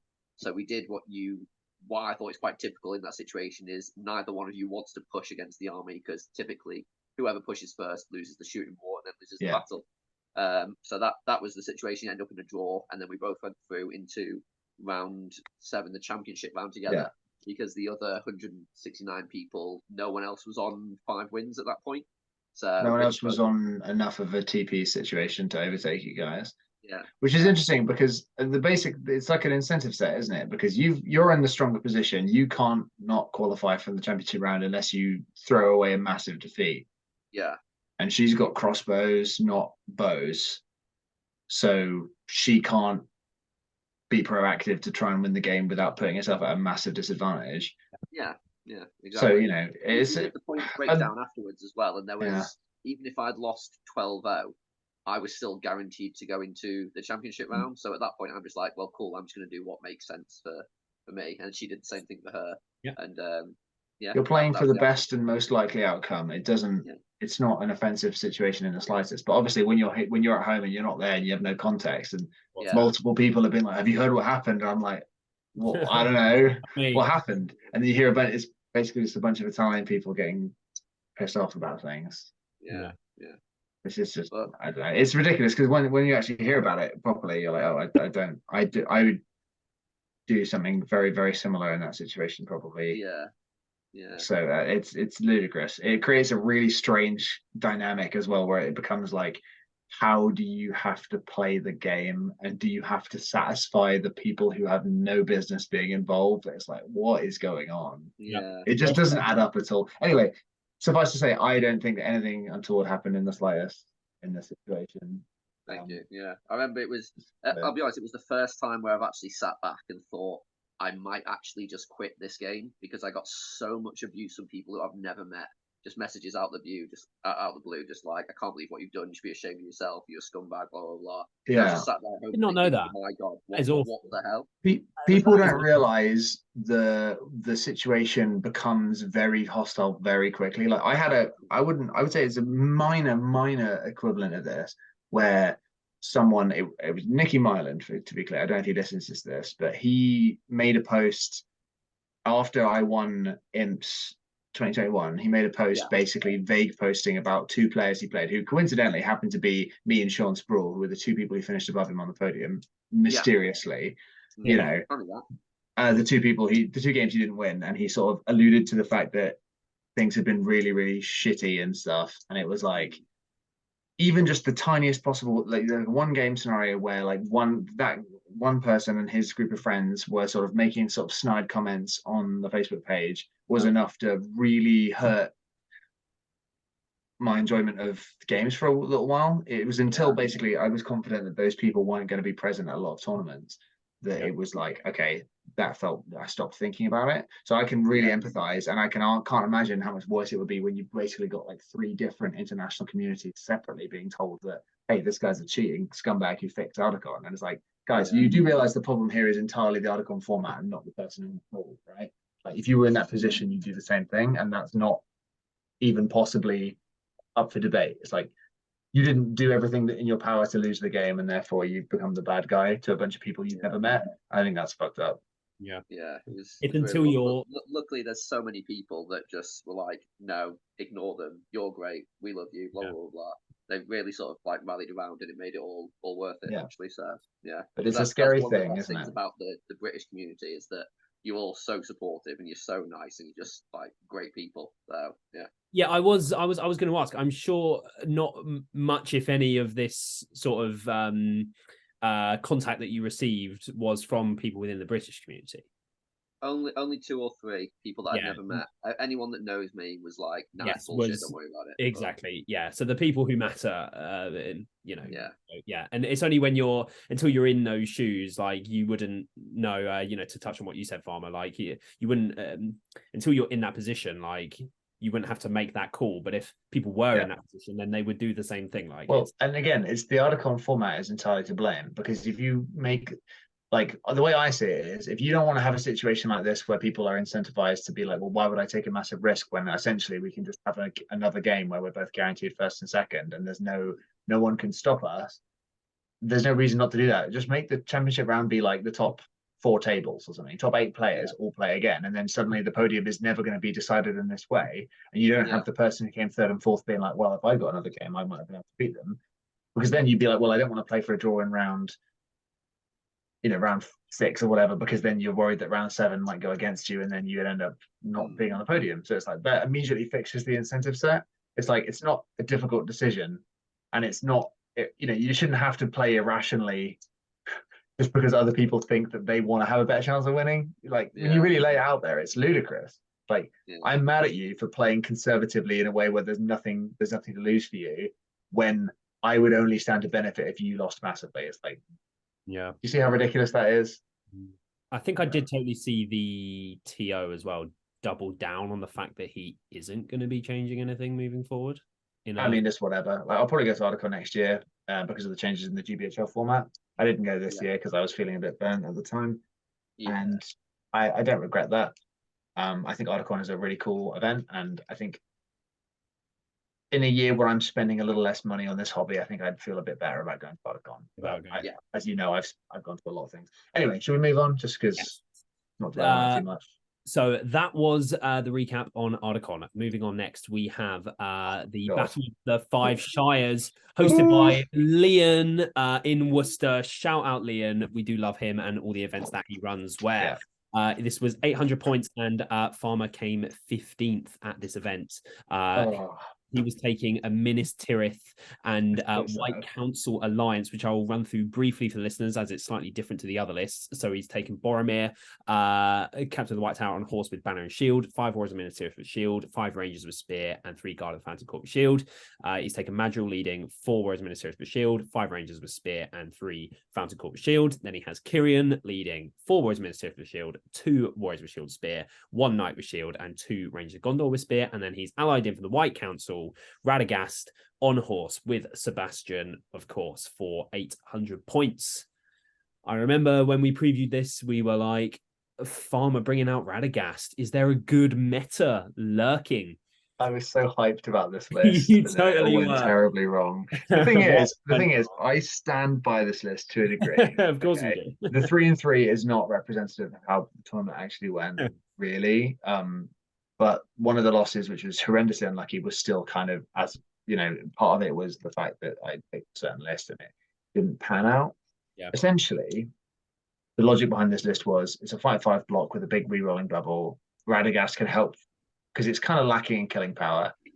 Radagast can help with the Nature's Wrath, right? Knock stuff prone, double dice. It's hot sauce. It's got tons of might. Boromir isn't the leader, so he can go a bit crazy. And it is a really, really fun list to play. I loved it. The problem is, again, the killing power is, we'll see a similar sort of Minister of list later with the different hero choices, which I liked more than this. This, basically, I won the first 2 games. I then played Ali King using his King Under the Mountain Dane Dwarves, and it was like a really tight game. We both had the same number of models. It was a fog of war. We came down to a line fight, which I basically just couldn't quite get the kills in, which is unfortunate because I did use the Wrath, not the Dwarf's Friend, got the kills, but didn't kill enough. I wasn't rolling 6s to kill, and that was unfortunate. And then he ended up winning because I think he wounded Master or killed Master, which was crazy right at the end. And he was probably going to win small, and then he ended up winning slightly bigger. And it was a bit of a shame, but I didn't feel bad about how the game that game went. The problem I then had was I lost that game at Fog of War, and then I had to play Seize the Prize versus Jack Canavan's Vanquishers. And Seize the Prize against the Vanquishers fucking sucks, unfortunately. I had a decent shot at winning it, and then one turn I think I failed like 13 courage tests to tag off the banks, and I just couldn't. Love it. Basically, my plan was march up, dismount Boromir because he's going to get dismounted anyway, pick up the flag on Boromir while he's within 6 of Kyrian. So I've got my resolves up, I've got my 6 might, I've got my 3 will, I've got the stuff I need, I've got fight 7, which means if he charges me with everything, even if I'm transfixed, I've got a decent shot at winning anyway. All sorts of things. And then basically it all just fell apart, even though I definitely could have won this game. It was quite unlucky. But then also it's Seize the Prize versus the Vanquishers, and it's like ultimately that's a really bad matchup, no matter what you're playing. I've thought about it a lot since, and I thought like I could definitely have played it better. I could have made better decisions. But ultimately I just couldn't get the luck. So then I lost 2 games, and I was like, fuck it. It's, I can't do well, so I might as well just go for the 4 and 2 because that's like my personal minimum I like to get. just out of sort of pride purposes. But then I sort of fell ass first into a domination against the Return of the King, and you think, great, he's got like 28 models. This is brilliant. And then I didn't kill a single model. I think I killed one model in 7 turns. And it's like that isn't like, yeah, the D8 and strength 3, but I wasn't even rolling 6s. I think I rolled like 4 6s to wound throughout that entire 7 turns, and then none of them turned into wounds. And this was like Radagast knocking stuff prone, Boromir fighting. Boromir strength 4. He should just need 6s, but I couldn't get any. It was horrendous. Oh dear. And it just ended up being like I lost it was one of those games. It was domination. And the worst part was actually my opponent was getting really frustrated throughout most of the game because he wasn't winning fights. And I'm sitting there with Boromir Banner and Fight 5 thinking like, well, I should be winning the fight. And he was just sort of not noticing that I wasn't killing any models. So he was getting cross, and I was sitting there thinking like, when was the last time I killed a fucking model, by the way? And then we're getting insanely red at the table. Yeah, I was getting fucking shook. And then he was like, he didn't think at all about 25% of me until literally 1 model away. So I was quietly watching my models thinking like, okay, well, as long as he's 25% of me this turn, I'm completely fine. And then like literally 1 model away, he's like, wait, how many do I have to kill to 25% you? And I was like, oh, great. If only he'd just been like easy breezy killing models, like, and then he would have just ended the game. Yeah, exactly. This is fun. I'm killing stuff. And then he suddenly remembered, like, wait a minute. Yeah. Oh. And I was like, bollocks, there it goes. And then all my models ran away, even though decent courage. And I was like, okay, whatever. So then I was 2 and 3, and I was like, fuck it, doesn't matter. So I ended up 3 and 3 this tournament, which is my worst record. I think it's probably my lowest finish percentage wise as well. Oh, boo. Yeah. All right, not all of us might be a river. Yeah, no, this was a tragic tournament because I had such high hopes for this list. I definitely get Axe Minister of Warriors in there. I'm gonna run this again, either this year or next year. You heard it here first, folks. And I will run my Axe. I convert up some Axe Warriors and Minister F. I will use them, and I'm gonna win a tournament with it at some point. Yes. Okay. We will hold you to it. Okay. So moving on from the 5 Shires, we have of Dyson Men in Ripon, hosted by Will Champion, I believe. And this was a 700-point event where Rawson and Farmer both attended this one, and Rawson did take the win. Again, 700 points with Arnor, a first place for Rawson. He is well and truly in the lead at this point. 4th win in the race, and Farmer took a Witch King Soladan list that had the Mouth and Gore Bag in this one, where he came 8th. And did you guys play? You guys did play this event, and we did. We drew. That was a funny game as well. What round was that? Mate. It was round 4, so it was a 7-game tournament. This one we played. I think it was the end of day 1, wasn't it? Maybe it was game 5. I don't remember. Hang on, let me check. I think it was definitely a day 2 game. Yeah. Must have been game 5 then. Oh yeah, because I then played Greg, who then beat me, and then I played Christian and I drew with him as well. So like day 1 I was 4-0. Day 2 I went draw, lost, draw. So the gimmick with this tournament was Will had he has an axe to grind with roll-offs specifically. Oh, the strike. So this game was specifically it's move, shoot, and combat roll-offs. Mostly move roll-offs, it has to be said. But in this tournament, if you lost the last roll-off, you got like a +1, essentially like an Elven Blade roll-off in a way. Like you'd win it on a 3, 4, 5, 6 rather than a 4, 5, 6 if you'd lost the previous roll-off. Not counting combat roll-offs, just move, shoots, and combats. Was it at the Gates of Gondolin where he did the thing where it had the uncapped strike? No, that was this one. That was this one as well. That was this event as well. Yeah. So I forgot about that because I didn't really come home to it at all because my strikers are only 5/5 anyway, so I didn't notice. I mean, you're probably the same. You didn't. I don't imagine you. This is entirely why it just reinforced my decision to take Arnor, because I thought everybody's going to have great heroic strikers, so I'll just take a list that. Why bother? Yeah. Well, my logic was 2 transfixes. They can't strike anyway, so. Yeah. Why do I care? Yeah. But Will's original plan for this event with the heroic move roll-off thing was to have it compound, so that if you lost 2 heroic move roll-offs, you then get +2 to your roll. You'd win out on 2+. Well, then the other person would be guaranteed, and they just never call a heroic move. And he was like, "Yeah, of course." Yeah. And I managed to talk him out of it because otherwise that would just be absolutely crazy. But it would really change the game a lot. I personally didn't find it had a large effect. I only remember 1 or 2 heroic moves that actually changed the thing. Yeah. Yeah, which But is again why I also took Arnor, because it's a list that again doesn't need heroic moves, doesn't need heroic strikes, so it just it just grinds. special rules. Yeah. No, I was unlucky this tournament. I think my game against Greg right after I played you was the most egregious what's the word? Maelstrom luck I've had in a while. Where I unfortunately got kind of shafted by Maelstrom, and Greg was able to punish that pretty effectively. He correctly thought that he could bring on Thorin behind the mouth warband and just kill all of it, which he did. Which basically nullified my might advantage. Sorry, I nullified like essentially 5 of my might and 10 of my models before the game had even really begun. It was hard to come back from that. I think it was quite tracker heavy, that warband. That warband was entirely, you can see it there. It's 9 trackers in the mouth, so it's like, mamma mia. Yeah. Alas.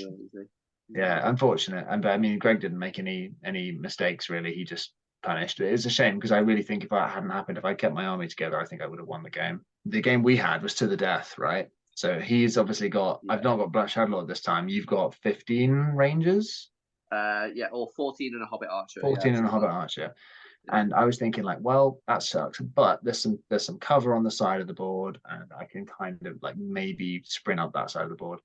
And you had a big piece of line of sight blocking terrain, fully like a ruin that had no gaps in it, that you put Malbeth and Arvidui in, because obviously you're thinking like, I can probably you don't want to let me target Malbeth to turn off your saves, and you don't want to let me Black Dart Arvidui because then I might be able to nick a point, Yeah. And so I just position myself in my part of the board around this terrain with the entire army within 6 of the interior of that ruin, but all on the outside of it. It was clever. You sort of walked out a bit, and I thought, aha, he's breaking ranks. And then as soon as I'd sort of committed forward, you were then like psyched and pulled back towards it again. And I was like, oh, I see what you've done here. A little bait and switch. Yeah, it was cheeky. But then, so your shooters was absolutely wrecking me. It was like, oh god, you killed something like 7 or 8 Black Numenorians and Suladan's horse before we got near each other. Yeah, through like terrain of in the ways and like all sorts of angles as well. It was nasty. At that point, before the lines clash, I was thinking, yeah, cool, this is going to be the easiest game I've ever played against Farmer. It's awesome. And then when the lines clashed, I think I killed 2 more models for the rest of the game. Yeah, it was bad. It was like you couldn't roll 6s, like trapped Morannons versus 3 Arnorians. It was like, nope, no 6s. And the Morannon's like, whoa. Meanwhile, I'm absolutely fucking you. Like you had 50, was it 55, 56 models, 54 models? Or 51, I think. Well, 51. So I needed to kill 26 to break you, and I killed 24 in combat. Well, you killed 2 of my models. I didn't break you, and we both had banners, so it ended up being a 1-1 draw. But it was because it came down to you would have broken me, but Malbeth got the 2 saves on the last turn of the last. Exactly. Yeah, your Malbeth did fuck all game, and then suddenly saved you right at the end. It was crazy game because I thought I was fucked because you shot away all my 5/4, and then it turned out I didn't need it anyway. So there you go. At all. My Witch King and my Witch King Suladan, Malbeth. Sorry, not Malbeth. Gorbag and. The mouth ground it out really nicely. Just the 3-5-5, 4-5-5 heroes. Sorry, just meant that the fight was very fightable, and then my Morannons were just tanking it and then killing more than they should have probably.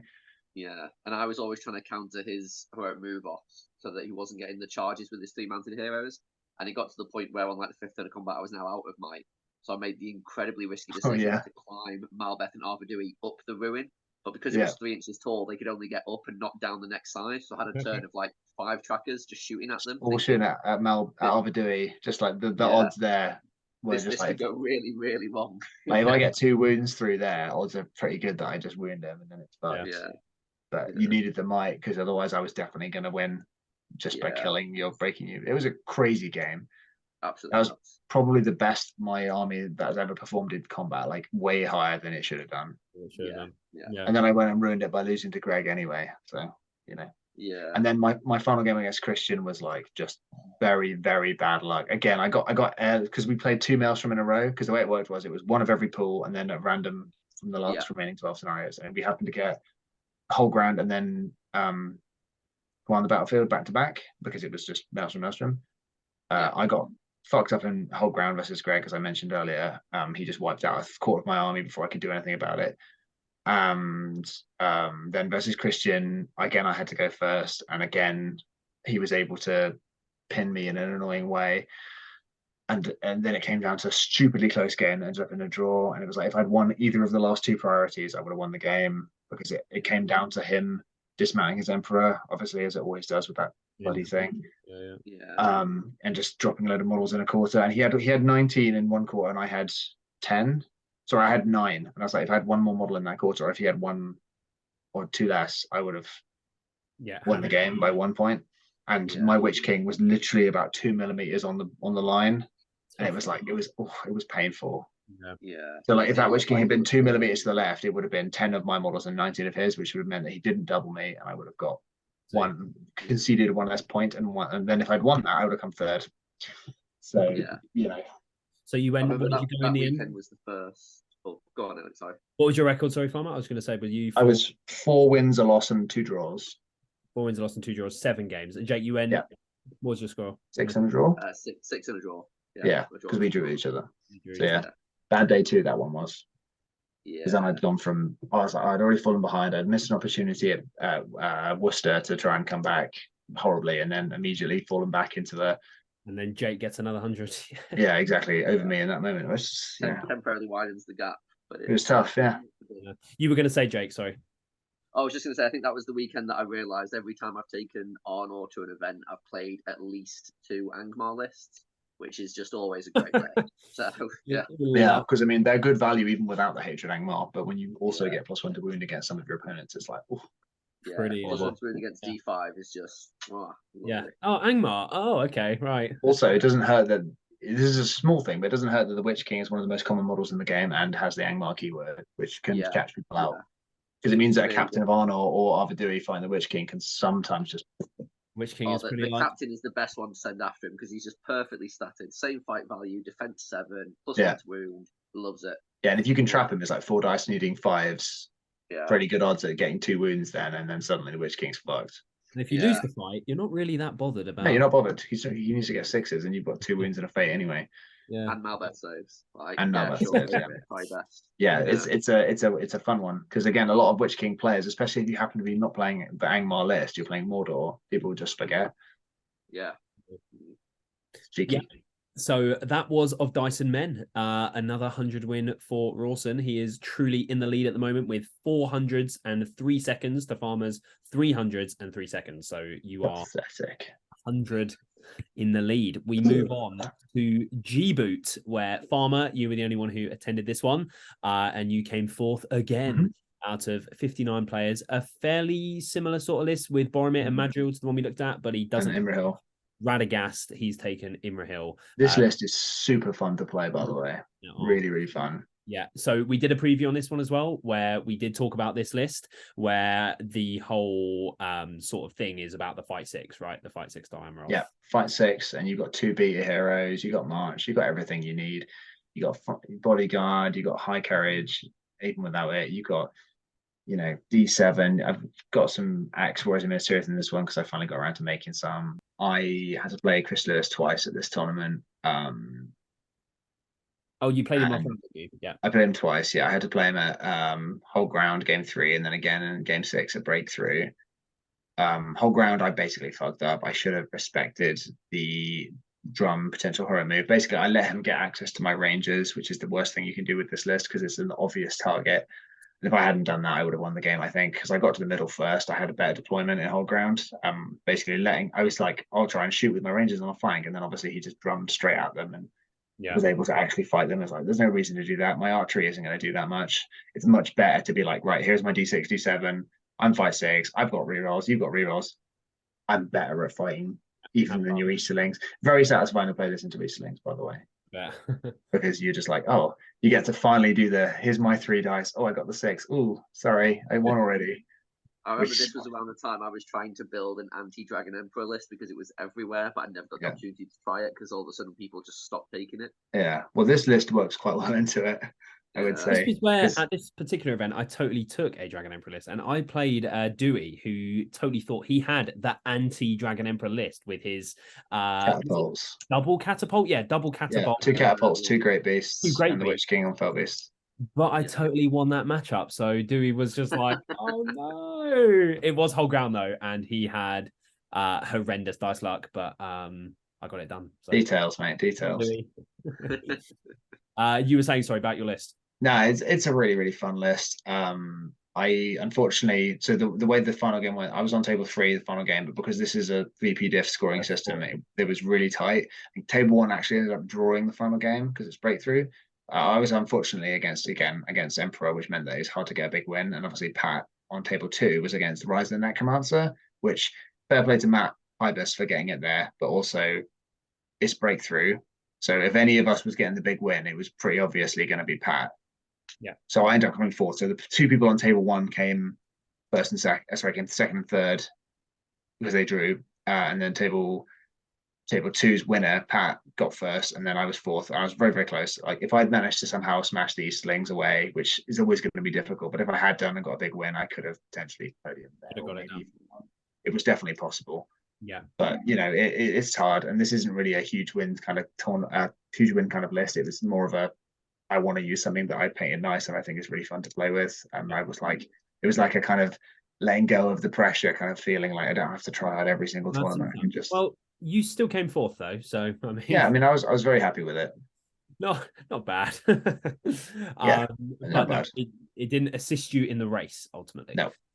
No. So moving on from GBHL, we have Clydewater, 800 point duality. Rawson wants nothing to do with. No. But we are going to discuss this one in depth. So 800 points. This is in Scotland. Yeah. Scotland. Bathgate. Near oh, where is it now?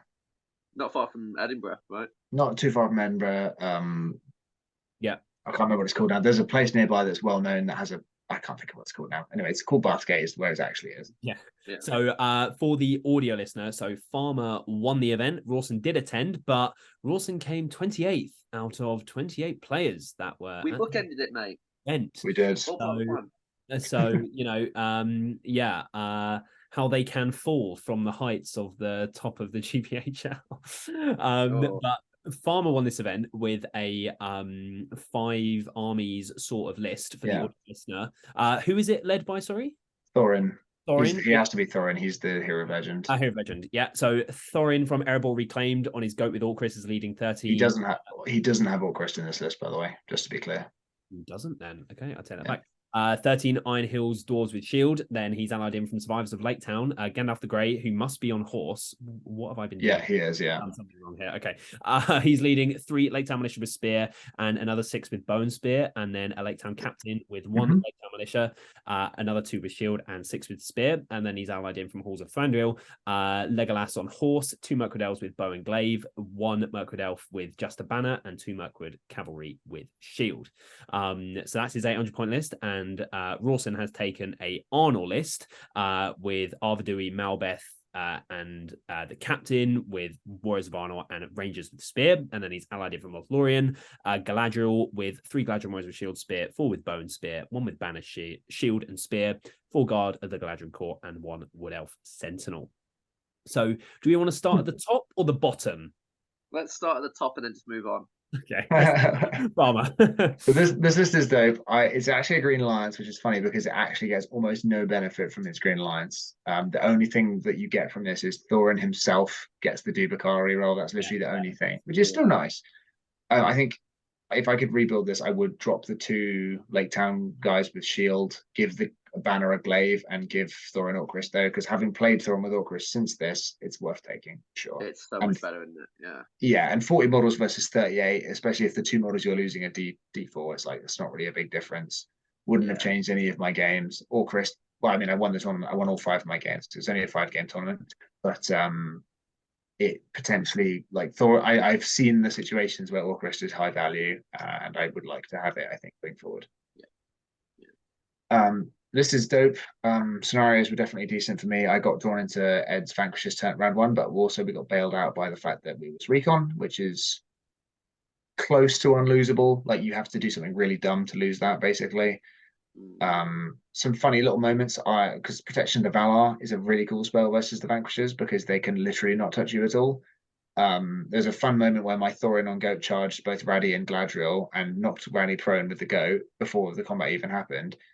And then I was like, cool, protection of the Valar, and now you won't be able to stop him. And then I rolled a 2-2, and I had 1 might, and I was like, like it doesn't matter because again, at this point, I'd already broken my Legolas and both my Carav had broken through on the flanks, so I knew I was going to get 3 models off the board, so it didn't matter. Yeah, but I was also like, I really wanted to actually do that. That's why I was really keen for this to happen, and then it just didn't. And I was like, okay, no doubt. Whatever. So yeah, obviously my army fell apart horrendously. Thorin died, but I got 3 models off, and I did a wound on Saruman because my Lake Towners were weirdly brilliant at shooting. Like it was like through the blinding light, I shot 2 bows in 2 turns and got 2 wounds on Saruman, and all of his fate as a result. Like he had to use all 3 fate to stop it, and then I sniped a wound on him with Legolas, and then ran off the board. And I was like, "Cool, 8-5, please." Fun. Yeah, I'll play that. So actually, this tournament I had a really tough run as well. I played against Ed, I played against Michael Bradford, I played against Alan Liddell, I played against Ian McGregor, and I played against Will Champion, who are all very good players. Yeah. But I was quite lucky for some of the matchups. Like Assassination against Will was basically the perfect scenario because it was like, I have Leggy, you have a Spider Queen, so I will get 7 points, and you can't really stop that. Yeah. Or you send the Spider Queen away and you have to play 115 points down, essentially. Yeah. There's no good answer to that, really. No. So where did you, how did you finish? Were you 6-0? 5-0. There was only 5 games. It was only 5 which is games. Convenient because it meant I could get a plane back after the final game. Like I didn't have to faff around with a Monday off or whatever. Day. Yeah. So we will move on to Rawson. What happened? So it's embarrassing because I talked such a good game going into this event.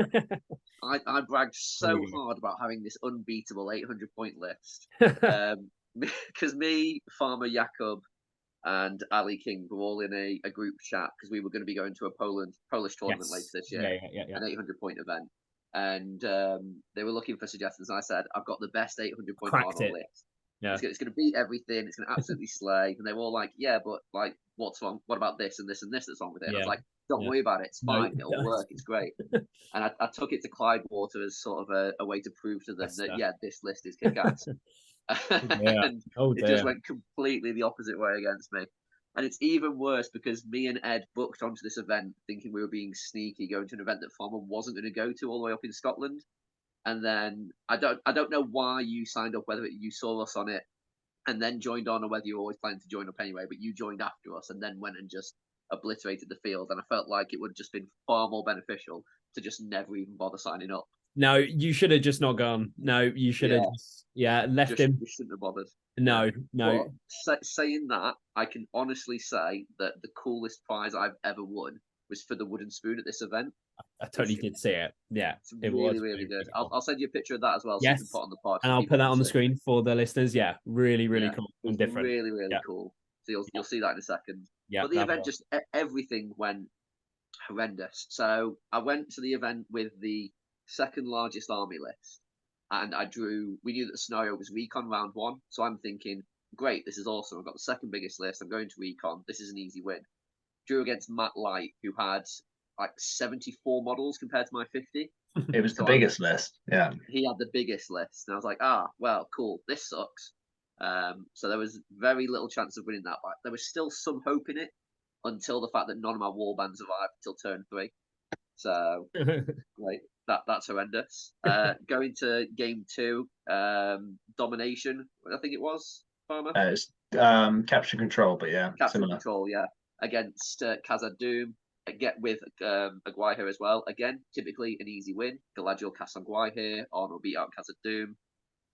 And there's a turn where I made a completely stupid decision, which I really shouldn't have done.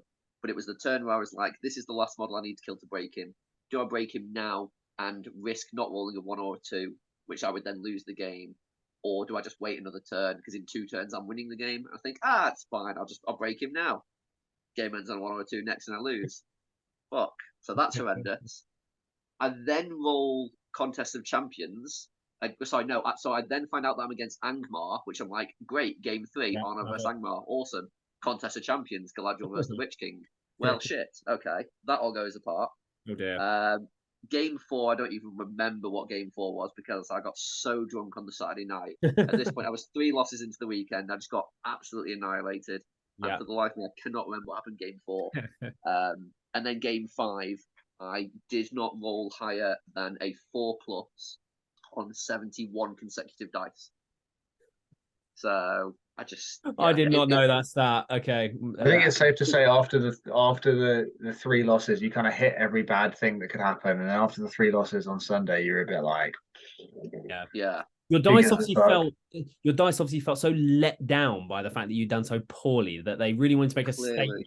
Yeah, and I was using my GBHL red ones as well, which always come through, but clearly they were like, "You're not worthy of us anymore, so we're just going to roll shit for you." We will find a new owner at this exact event unless you pick up your shit.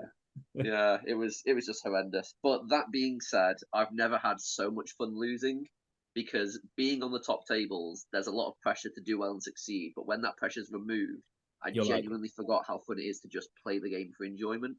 So it was definitely a beneficial experience for me to have that. Like, cool, yeah, you don't have to be the best to still enjoy it. So that was really good. Yeah, and you got an epic prize as well. So exactly. Not all bad. Yeah. So yeah, okay, we will move on from Bywater to Lord of the Imps. Shout out Harry Parkhill and the MU podcast. We did a preview for this one as well. Our most viewed podcast so far, actually.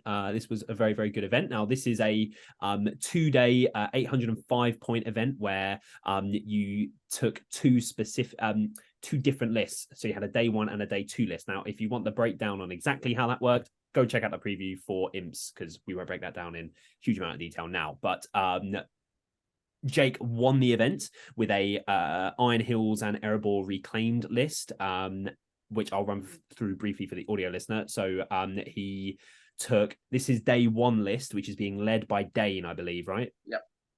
So Dane from the Iron Hills on his pig, obviously leading 8 Iron Hills with shield, 5 with shield and spear, 3 with crossbow and spear, and 1 with banner, spear, shield. Then from Erebor reclaimed, he has Thorin on goat with Orcrist, leading 4 Iron Hills with shield, 5 with shield, spear, and then he has Biffa leading 3 with shield and 7 with shield and spear. So that was his day 1 list. And Farmer was at the event as well. He came 12th, and he took a Witch King Suladan list, which is Witch King, Shadowlord, Suladan, and Gurit. The main thing about this one was just a bigger warband for Suladan because of one of the deployments. Because Suladan's my leader, because I wanted to keep the Witch King both days. For the no escape. Yeah. So in my list, I had Witch King Suladan with Dalamir as my leader. And in the preview episode, I'm like, as long as I don't play Vanquishers or something janky like that in no escape, I'll be completely fine. Like Dalamir can hold his own for a little while till the rest of my army gets there. I've got double caster, it's fine. And then I play Ed Bull with his Vanquishers on table 2. And I'm like, oh, and there's like hardly any terrain in the middle of the board to use his Elven Cloak or anything. Like it was not good, and I lost. So anyway, but yeah. So how did you guys do on day 1 then? 2-1. 2-1? Mm-hmm. Jake? 3-0. Yeah. Basically, because you pre-know the scenarios, it was very heavily tailor your list to meet those. Yeah. And so basically, I wanted Thorin on day 2 for Contest of Champions. So I just thought, well, I need to bring in someone who is better than, or well, same vote tier as Thorin, who's not going to detract from the list too much. Yeah. So Dane was thrown in there just because a legend, and he still brings Iron Hills guys. Yeah. And yeah, they surprisingly did quite well in everything. Together, they faced off a Balrog quite unsuccessfully. But luckily, Iron Hills just do really well into pretty much everything. Yeah. So they clear up the goblins while the heroes slow down the Balrog. Yeah. My first game matchup, I was supposed to come up against Aragorn, King Elisar, and Boromir, and like loads of Fountain Court. And at that point, I'm like, well, this isn't great. Until luckily, Ed Ball points out the fact that you can't take Aragorn and King Elisar together. No, oh my. So it'd been. Sorry, Boromir and King Elisar. Yeah, together. Oh yeah, sorry, yeah. Boromir and King Elisar. Yeah, wow. Yeah. Oh, so Harry had totally missed that. I didn't hear about that. Harry missed it. The person. It's an FAQ, to be fair. Yes, yeah. It is. Yeah. I remember. Yeah, so we had to switch out for Gandalf, which all of a sudden is a lot less powerful. Yeah. So that was quite fortunate there. But yeah, so the day 1 was quite easy because I got lucky in avoiding a lot of the really tough matchups with opponents. So Yeah. What about you, Yeah. Farmer? Day one? Well, my first round was a little bit free because he didn't walk up to the middle at all and seize the imp, and I was like, alrighty, guess I'll win the game then. But I also wasn't able to get the 2 points for killing his leader because he spent the entire game with Galadriel like in a blob of dudes. And I was like, well, that's okay. I'll just put the Shadow Lord up, dismount it because of the way the imp could run away. If you had will points, you could spend them. So I was like, well, the Shadow Lord can just walk off with 14 will and just say, right, that's not going anywhere if I don't want him to. Yeah. You know. And yeah, it was a pretty straightforward game, to be honest. I just couldn't do Wizard's leader. And then unfortunately, I then had to play Ed at round 2 at Domination, which wasn't too bad. I gave him I put the shits up him because he didn't expect me to do what I did first turn, which is basically he had to deploy first. Sorry, no, he didn't deploy first. He deployed second, but I deployed like Guritz's warband kind of nearby. He then deployed 6.5 inches away from the center line, and I was like, cool, right. And I put down my cavalry contingent of like Suladan, Witch King, Shadow Lord, and the 2 raiders on the line. I was like, I'm charging this guy turn 1 with my wraiths, because having played that matchup a bunch of times, I was like, yeah, the wraiths never last anyway. Best bet is literally just alpha strike as hard as possible, try and make something crazy happen. Because it's domination, ultimately I need to break and hold objectives anyway. But the problem I had was essentially where my courage test went when I broke was in the wrong place. I had like 2 Lightning Minorians for each of my back objectives, and 2 of one of them went and not any of the other one. And I was like, nah, because I needed 25%, but I need to have, a guy left on every objective. And it just didn't fall that way for me, unfortunately. It was a really close game. And there was one turn where it was like, if one more model died, I would have won the game because I was 25%. But unfortunately, we got one more turn, and that's how it is. Ed played it well, credit to him. My gambit didn't quite pay off, but it also worked pretty well as well. Like, it's the best way to play that matchup because, again, Shadow Lord isn't going to do shit with his magic, so literally it's better to just charge in and try and cav bonus. Yeah. Scare them that way. Use the will to resist shit and call heroic moves and just blow his stats as hard as possible, because otherwise you're going to be doomed. Anyway, yeah, I went 2-1. I beat Denethor in No Escape because double black dart is pretty lit. Yeah. Okay. And then moving on to day 2. So for the audio listener, so on day 2, you drop your leader and their entire warband, and then you can spend those points you've now lost on your list going into day 2. So in Jake's list, he drops Dane from the Iron Hills part, and he spends those points on Gloin from Erebor Reclaimed and more Iron Hills dudes, and then Bilbo from Survivors of Laketown, where Farmer, you drop Suladan and adds in the Spider Queen and a Bat Swarm. So what were your records on day 2? 3-0 for you, Jake? 3-0 again for me. 3-0. 2-1 again for me. Farmer 2-1. Yeah. So let's start with Farmer, and then we'll work up to the first place. So who did you lose to on day 2? Jakob's Pitzadogada 800. He had like 52 models. Interesting. So he's like more than 10 more than me. And remember the hero matchup? The hero, makeup of 200 rock captains, the Keeper of the Dungeons, and Azog. Yeah. But I mean, it was a winnable game. I think I misplayed a little bit, but not seriously. It was just when his Hunter Orcs versus Black Numbers Back Barbarians again, like the Hunter Orcs just win, especially when they have that advantage of numbers. I was almost able to force him to hold the majority of his army in the middle of the board because of how the terrain was, but he had enough turns to get pushed through a little bit, and that meant I wasn't able to comfortably hold the board quarter. What was the scenario? Sorry, divide and conquer. I think if I'd been able to get the Spider Queen free of having to babysit watching over Azog a bit earlier, I might have been able to kill off some of his side flanking contingents. But as it was she wasn't able to affect the game enough until right at the end. If I'd had another turn or 2, I love the Spider Queen. She's so good. But this was the first time I'd ever used her personally, so I was a little bit hesitant to be aggressive with her, and that was an error. You have got the fact though, if she goes into a bunch of Hunter Orcs. She could die to 2 hunter orcs very easily. Totally. Yeah. So you lost to Jakob. Okay, so you finished 5-1 and came. No, I finished 4-2. Sorry, 4-2. I lost the game both days. Yeah, both days and came 12th. And then Rawson, so you went 3-0 day 2 for the win, playing ours truly Jay Achaya. Last game, which I drove up with Jay and back, and I heard all about this game.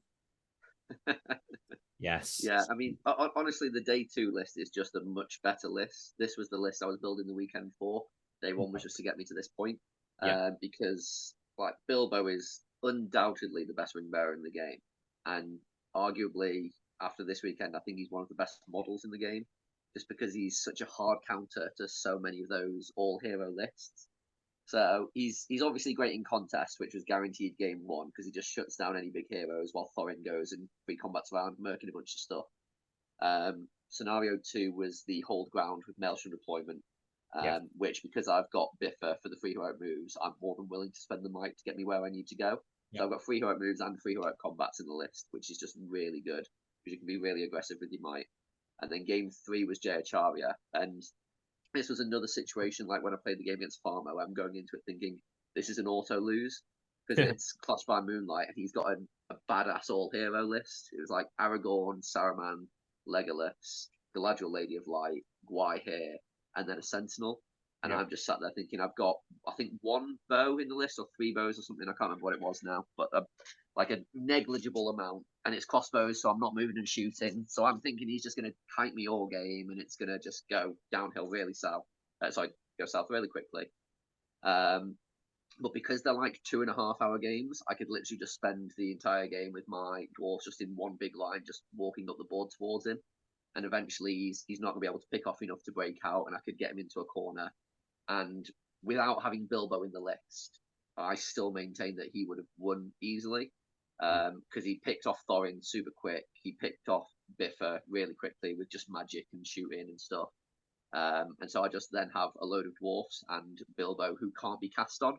So luckily, because Ironhill's dwarves are just really, really tanky, because they're getting there a little bit quicker than Bilbo, they're just not dying quick enough. And then as soon as Bilbo and Gloin are able to get up and catch in on the like 3rd or 4th turn of combat, I then kill 3 of his heroes in 1 turn because I'm just pairing up 1 turn. Bilbo and Gloin go into 1, kill it easily, combat into another, kill it easily.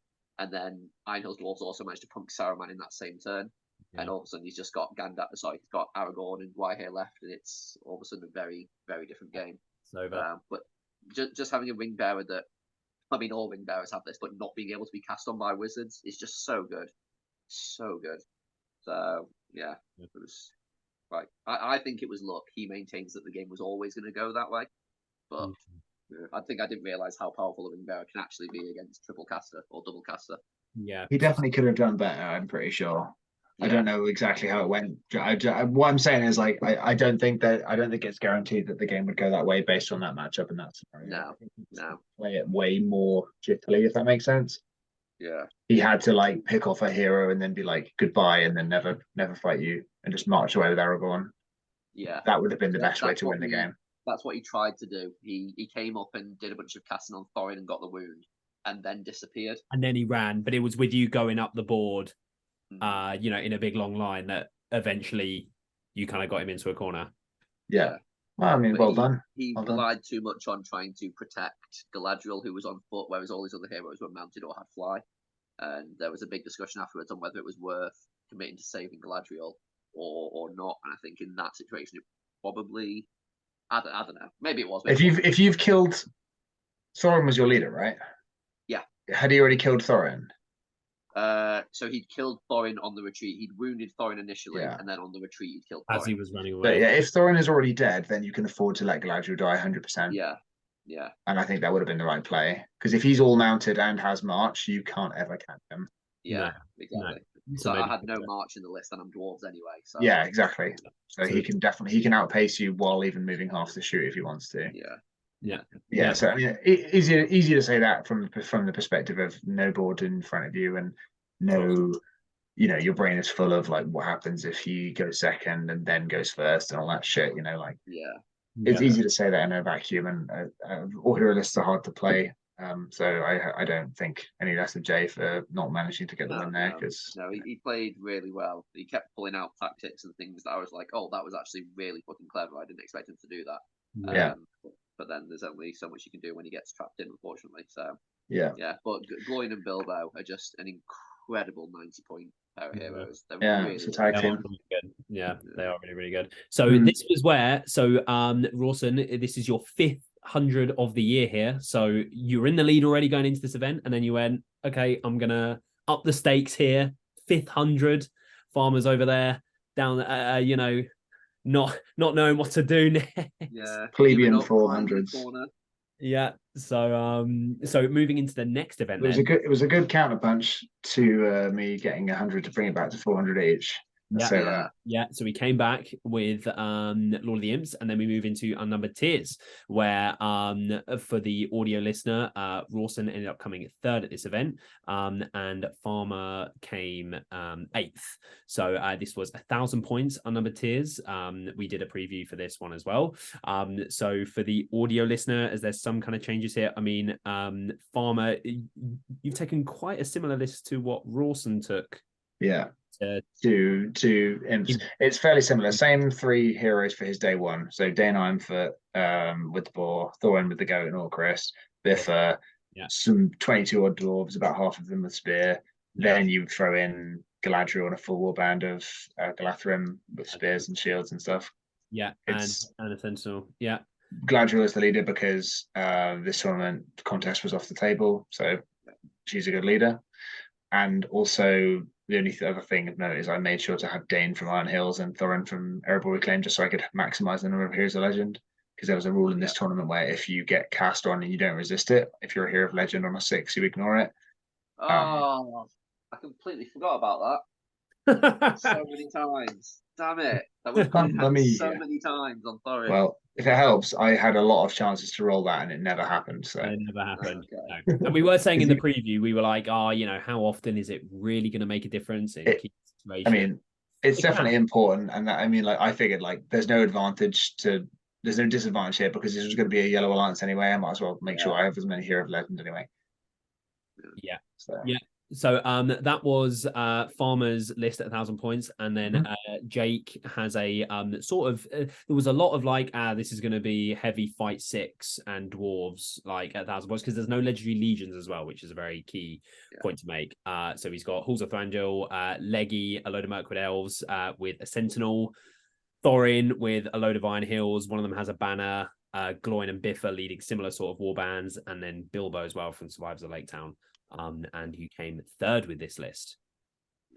Yeah, it was. So I was very skeptical bringing Leggy into it because since I've got into the game, I've always been of the opinion that Legolas is a steaming hot pile of shit and should never be included in any list. And he single-handedly won me 2 out of the 5 games that I won over the weekend.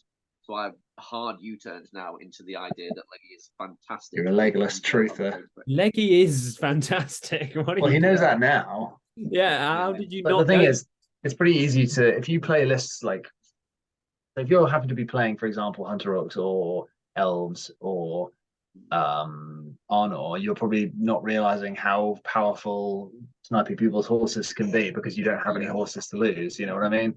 You can totally play with Leggy and then have a very sad time playing with him if you don't have matchups where you can utilize him properly, but you can also play 6 games where you can utilize him amazingly and then you love him. So which is definitely what happened this weekend. I think I one-shotted 4 ring wraiths over the weekend, and I was just like, oh my god, Leggy, you're a legend. That's beautiful. What a chance. Obviously the big concern is that Bilbo is not good against ring wraiths, so I needed something to counter that. So that's when I thought, well, Leggy's kind of the obvious choice, and he just completely filled that gap. Absolutely. And just being able to pick off a horse when someone's set up a really clever heroic combat and then they don't roll the 6 on the Throne Rider is really nice. That happened against Jordan with his Watcher list. He's just, and then he also brings Fight 5 troops. He's just really, really good. He's a great piece. Yeah. I had a bit of a sad tournament this one, which I'll explain in a second. But we played at this tournament and I 12-0'd Jake at whole ground, which was pretty. You 11-0'd me. Did I? Yeah. Give him his 1VP. Did I? I don't think. I think was it not 12-0? How was it not 12-0? Because you wounded Thorin, but oh no, you did kill. No, Thorin. I definitely killed Thorin. I specifically remember this because you were like, I need to make a play to come back into the game. So you dismounted Thorin to charge Dane, who had charged 2 dwarves, then lost the fight and immediately got one shot by Dane. Because that'll happen, unfortunately. Well, it was a 12-0, but that was your luck was pretty shitty this game. Like nothing really worked out for you. No. And my Dane just absolutely smushed dwarves while your list was split 2 halves, while my list was basically 1 defensive block around Galadriel because of how we came on at Maelstrom. Yeah. And Bilbo wasn't able to do enough with the ring. Because after a while, Thorin lost his goat, so I was able to just be like, well, I've got 2 fight 6 pikes. Even if you put your ring bearer on there, I'm still fight 6. Because for some reason, spears are like, he's like, shit, how do I fight an invisible model? And the spearman's like, don't worry, mate, I know how to do this. Yeah, I can help. Don't really get that, but whatever. Yeah, looking back, I discussed this with the Seventh City crew afterwards, saying that I shouldn't have even bothered going for the goat because I agree. Simple. Yeah, you basically made it so that you couldn't get enough models on to actually kill him, and also made it harder to trap him as well. Yeah. But even if Thorin had died, I don't think it would have changed the result. I might not have broken you so easily, but I don't think it would have changed anything. No, the setup was too poor. But unfortunately for me, so I won 3 games day 1, including a big game of Lords against Will, which was really hard, but I did manage to win it. Then it was game 4 was Divide and Conquer against Michael's list, which was the Champion's Chariot, Saruman, Thorin, Galadriel, Lady of Light, and a banner. Because it was Divide and Conquer, that thing is bizarre to play against. But I played Michael twice. We'll come to this in a second, but he won, I think I won 3 out of about 15 heroic move roll-offs. And against the Champion's Chariot, that's just you just lose so many models every turn. So I wasn't really able to make that work. Against Divide and Conquer, it was always going to be really hard for me to lose just because it's an objective scenario, and I managed to pick off because he put Thorin, because he has 3 drops. So his white council drop he put with the chariot, so I couldn't just compel it. So he could fortify it basically. And then Thorin and the Goat Rider banner had to be on their own, which meant I could just be like, cool, we're going after Thorin. We kill Thorin pretty easily. So he already lost a pretty good chunk of his army. If you fortify the chariot, does that affect all heroes, right? So what you do with the chariot, the way you compel the chariot is by compelling the driver, which is Balin by default. So what he does every time I played him, he channel fortifies Balin. Sure. So the Balin is very unlikely to get fucked over, basically. And then there's an order to it. So Dwalin takes over if Balin dies and so on. Sure. So you don't actually need to fortify more than just Balin. It's a weird profile. It doesn't make any sense. It needs about 1 billion FAQs. Having played against it 3 times in the last few weeks, bizarre profile. I played against it once, and yes, I found it very bizarre.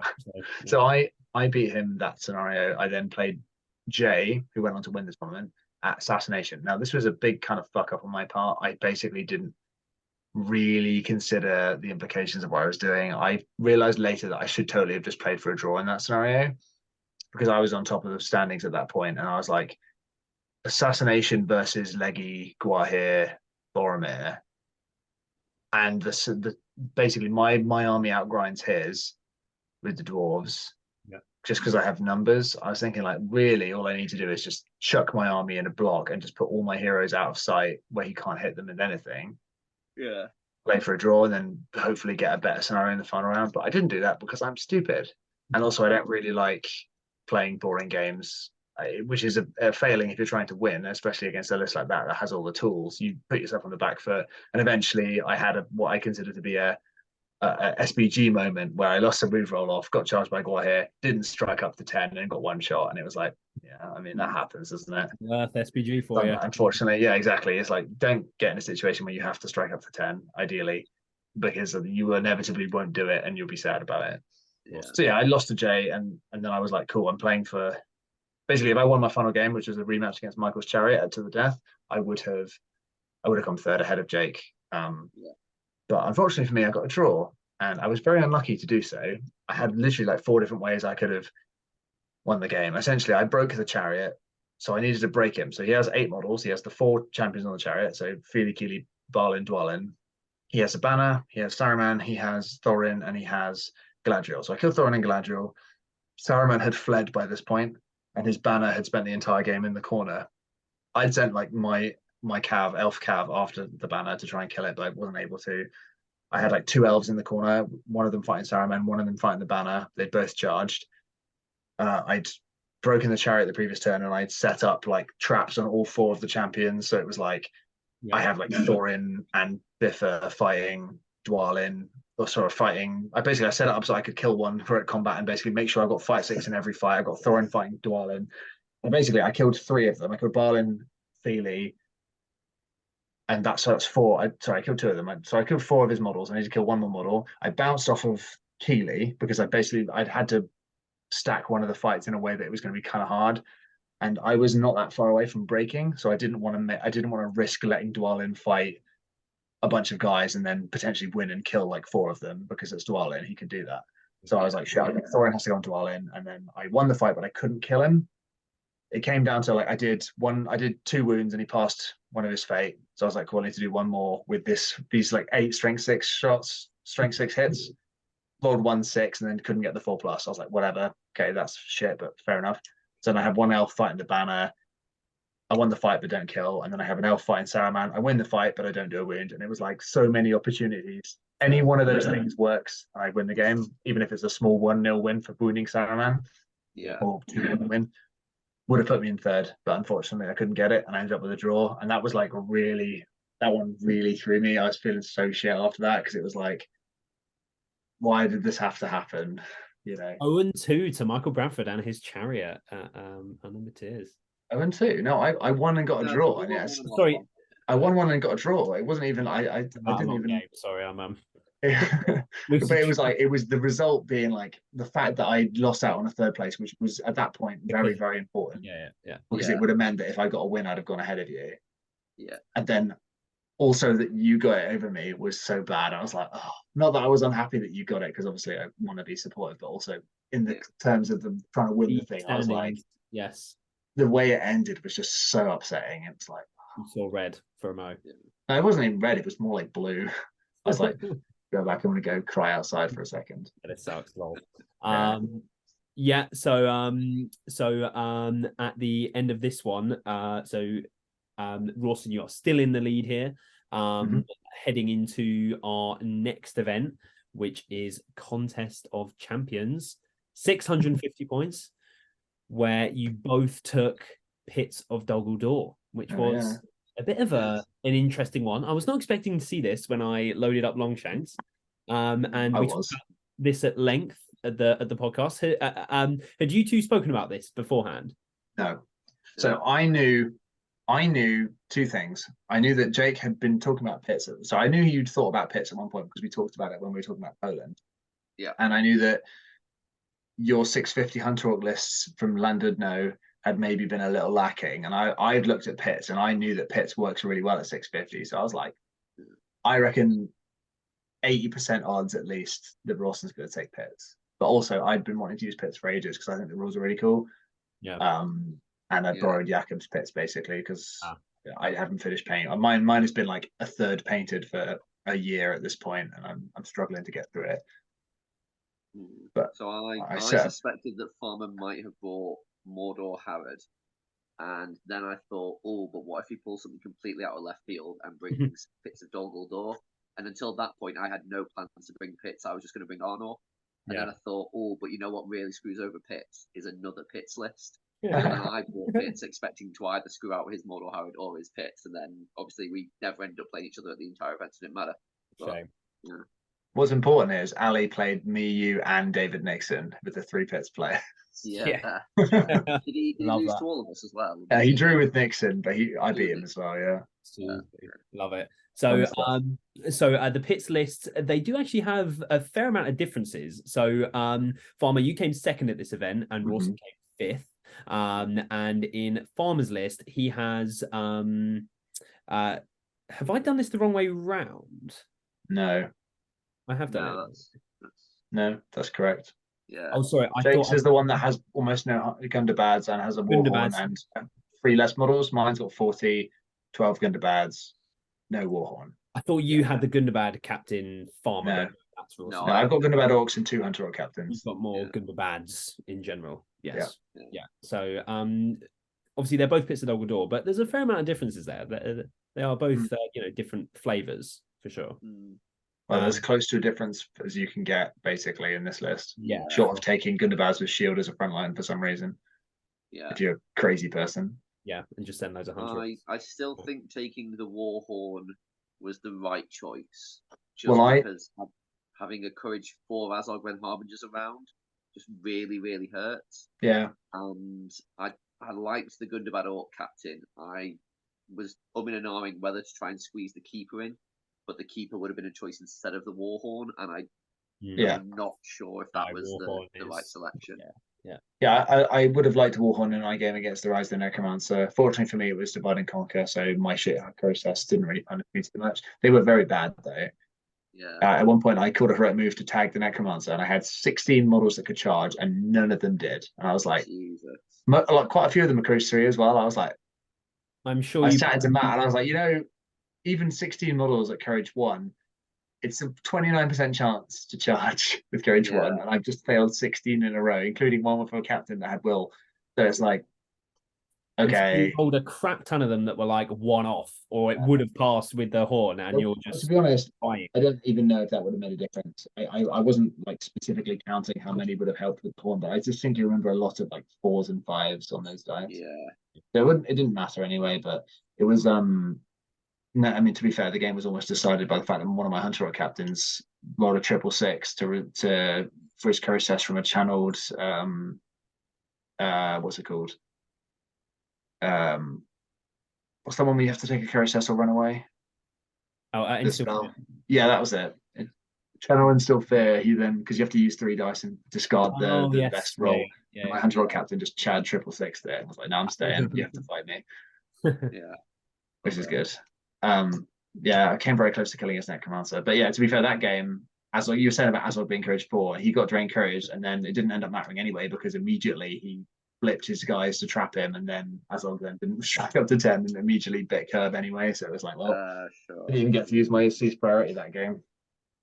I probably could have been more conservative with Azog, but I was hoping not to kill him. Basically, I rolled really randomly well, killed all of his wraiths, and then he was able to blip them into a horrible position for me. I was like, odds were that wasn't going to happen, but unfortunately for me, my Hunter Orcs are 2 Giga Chad. So they're too what are you going to do? So what do you both go record wise, Farmer? Do you go 5 and 1? 5 and 1. 2, 3 leader kills, maybe. Leader kills were an extra TP. Was it the leader kills that cost you first? No, Ash got 6 wins. Oh, he went 6-0. Oh, sorry. I think so. Yeah. Yeah. Gotcha. Yeah. You think Azog is going to be a really good model at killing enemy heroes? I killed 0 over the weekend. Yeah, enemy leaders. It's worth noting that Jake had the best VP diff of all the people on 5 and 1 as well. So without the leader kill thing, he would have come. Yeah. So leader kills ended up getting it. But yeah. Interesting. So that was Contest of Champions. So yeah, Farmer came second, and Rawson important second place for tiebreakers as well. Very important. After this, I was starting to think like, oh no, this is a bit closer than I'd like it to be. This tournament, literally only a second or first was worth getting essentially, because a third is not really worth anything because you already had two 90s. Yeah.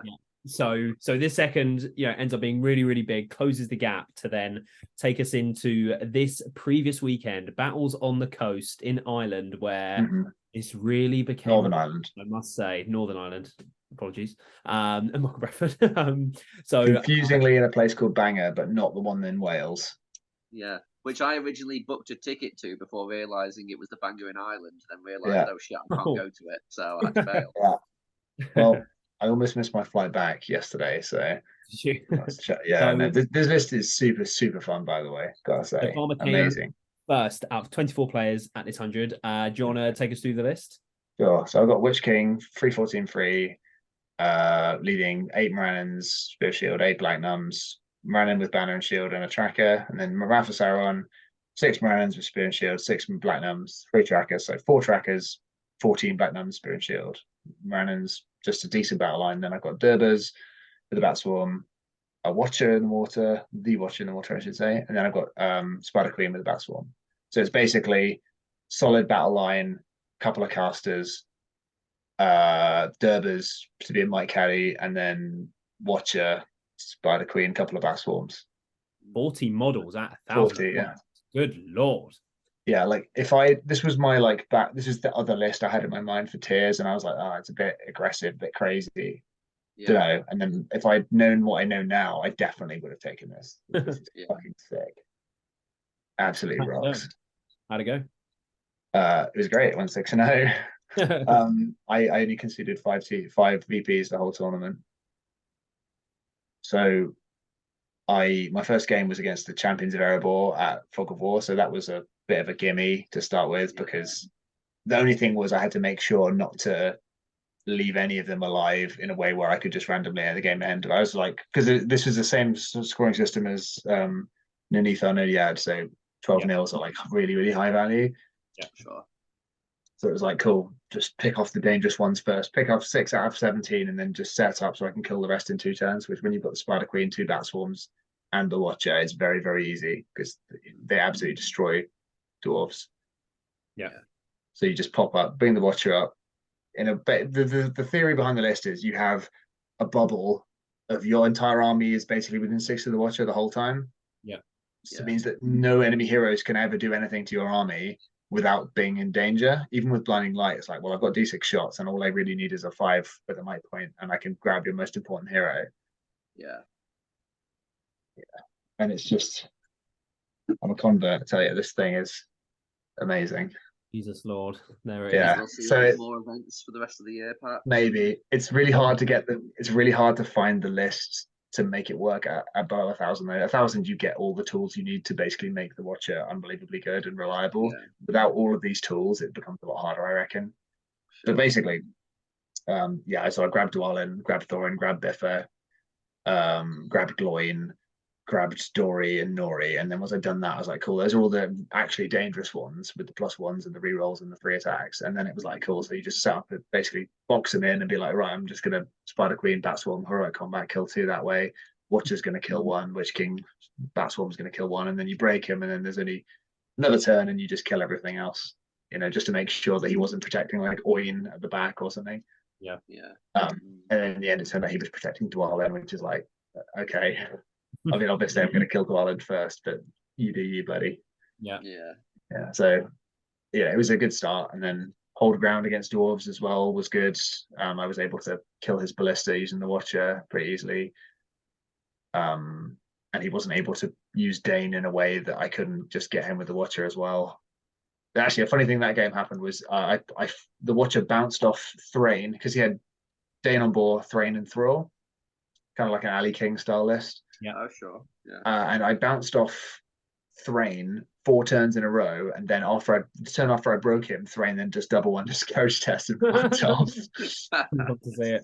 Like he had like 2 might left, and no will because I'd been transfixing him, but Watcher just couldn't kill him even with the transfix off, and then it was like he just disappeared.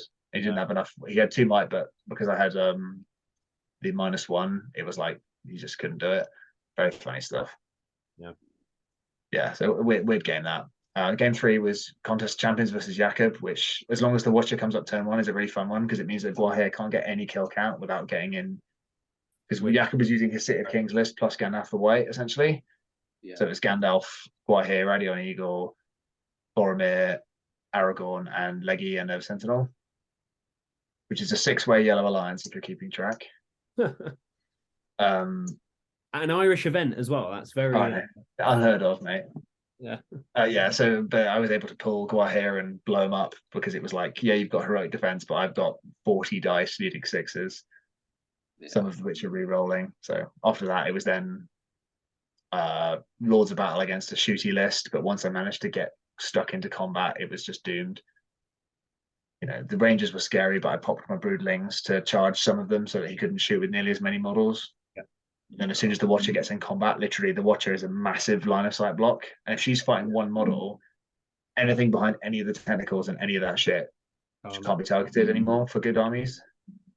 So suddenly I was able to use that as like a move up behind the Watcher for safety. Yeah.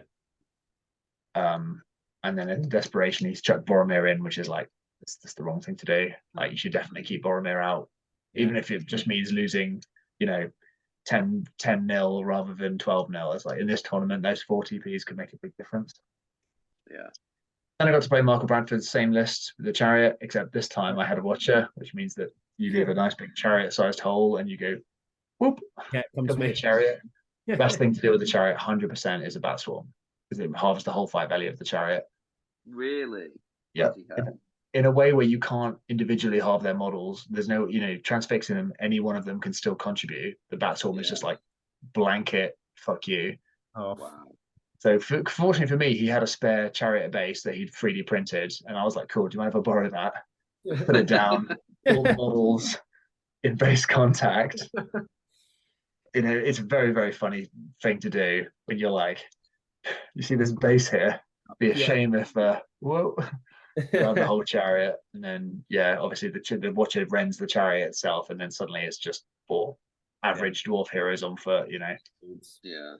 And in game 6, I played Jakob again. They was destroy the supplies, and he didn't have a banner, so I was like, I don't think I can lose this, because at that point I was like miles out in front. He was the only one who could beat me, and only if he beat me by like more than 6. And I was thinking, like, he can't stop me from killing his 3 objectives. Really, he only has 7 models. So if he wants to kill mine, he has to let me get them, especially with the broodlings. And so eventually it was like just a matter of, can he get any points at all? Yeah. And so I only conceded 4 to him there. And the only one I conceded before that was because I didn't kill Michael's leader at Clash by Moonlight. Yeah. So it was a bit of a stomp, really. So you ended up going 6-0. And 6-0. This was what took the lead back in the race after Rawson's 2 months ahead in the limelight. Farmer snatched it right back. And that is where we stand at the moment. That is all the GBHL 100s that you two have both been to this year. So we come to the summary slide. So for the audio listeners, so at GBHL 100s this year, Farmer and Rawson both have 5 first place finishes. So you've got that back to front, by the way. I've beaten Rawson 3 times. He's beaten me twice. Yeah. Where, sorry? The head-to-head matchup. Oh, on the head-to-head matchups bit. Yeah. Have I? How dare you? Yes, you have. Ooh, I think it's because I was putting Rawson at the top on everything because he was in the lead. So, I had to switch this round like late last night. Oops. But at least the scorings are correct. That bit's right. So they both have 5 first places at 100s. Farmer has 4 second places at 100s, where Rawson only has 3. So that is what has put Farmer in the lead at the moment. And then so some other sort of stats for the audio listeners. So in the head-to-head matchups that we went through, Farmer is just edging that matchup with 3 wins, and obviously they both have 2 draws to Rawson's 2 wins. And then also we've worked out the podium percentages. So at GBHL 100s this year, have I fucked this up? No. I'm teasing you. No, I was going to say I got this bit right because I knew that Rawson had a crazy podium percentage of 60% at GBHL 100. So he's been to 15 hundreds this year, and he has podiumed at 9 of those for a 60% podium percentage, which is pretty mental. Farmer with a 43% podium percentage at hundreds, 9 of his 21 that he has attended. So some pretty crazy stats from you both this year. As I alluded to at the start, there's kind of been no other season that's really had quite this amount of podiums at 100s between the top 2 players. So remaining events, we have the GBHL finale, or is this slide outdated? Is this slide no longer accurate? Is there another GBHL 100 that either or both of you may be attending? It is currently still accurate. For now. Desperately trying to scrounge up a ticket to Stirling. So if anyone listening is going to Stirling and would like to sell me their ticket for a massive profit, I would absolutely be willing to give you a lot of money for a ticket to that event. The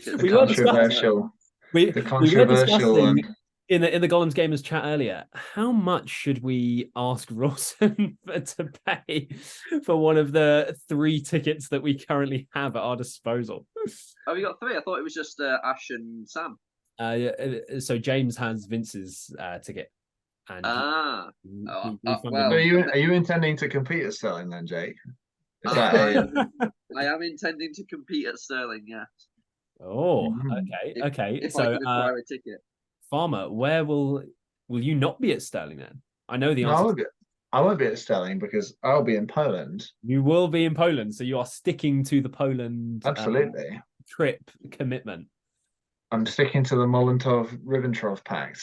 I see. I didn't know if that was still a.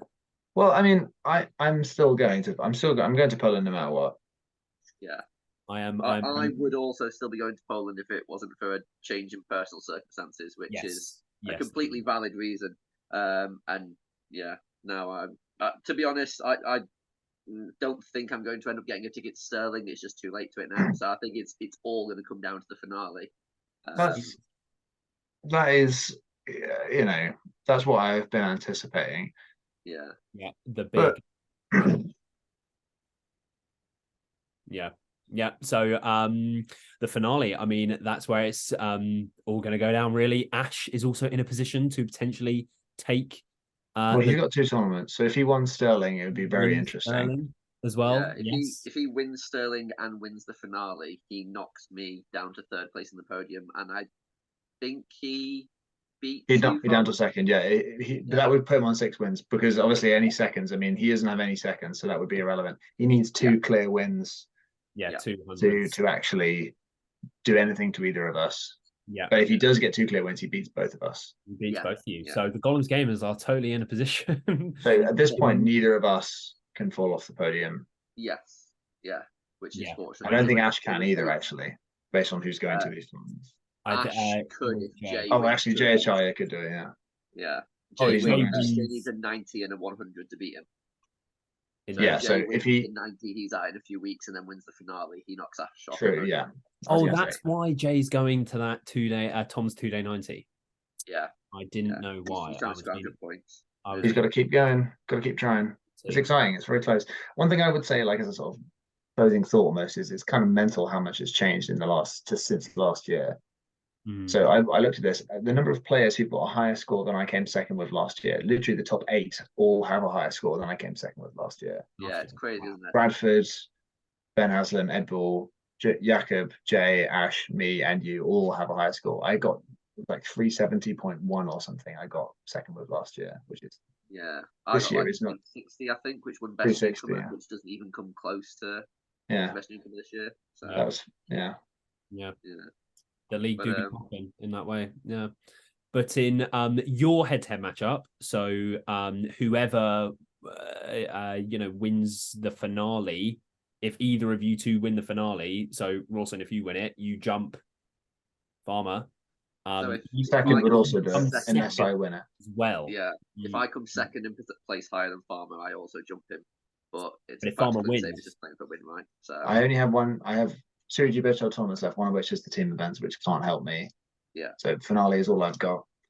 Yeah, and it's probably going to be all I've got as well. While we're discussing the finale, I've spent the last 6 days crucially and painfully building a list for it, and I'm going to do a little spicy reveal on your podcast now, Elliot. Love to see that, Jake Rawson. Love that. The list will include this model, which you'll get a brief look at. And that's all you're getting. That's all we're getting. Oh, everyone's going to be zooming in and trying to figure out what it is. Okay, we will see. That is a lovely tease right there. And I do love it. Yeah, but if anyone's still listening after 3 hours, 3.5 hours, this will be a part 1 and a part 2. So this is part 2. So if you are watching at this point in the episode, thank you very much for watching. But that is going to do it. So thank you both to Farmer and Rawson for joining me this evening. It's been great chatting with you guys about the years and everything. Yeah, thank you very much for coming on. And we may have to do a part 3 potentially, seeing how the finale goes, and maybe recap that event as well. But that'll do it. So thank you very much everyone for watching another episode of the Gollum's Gamers podcast.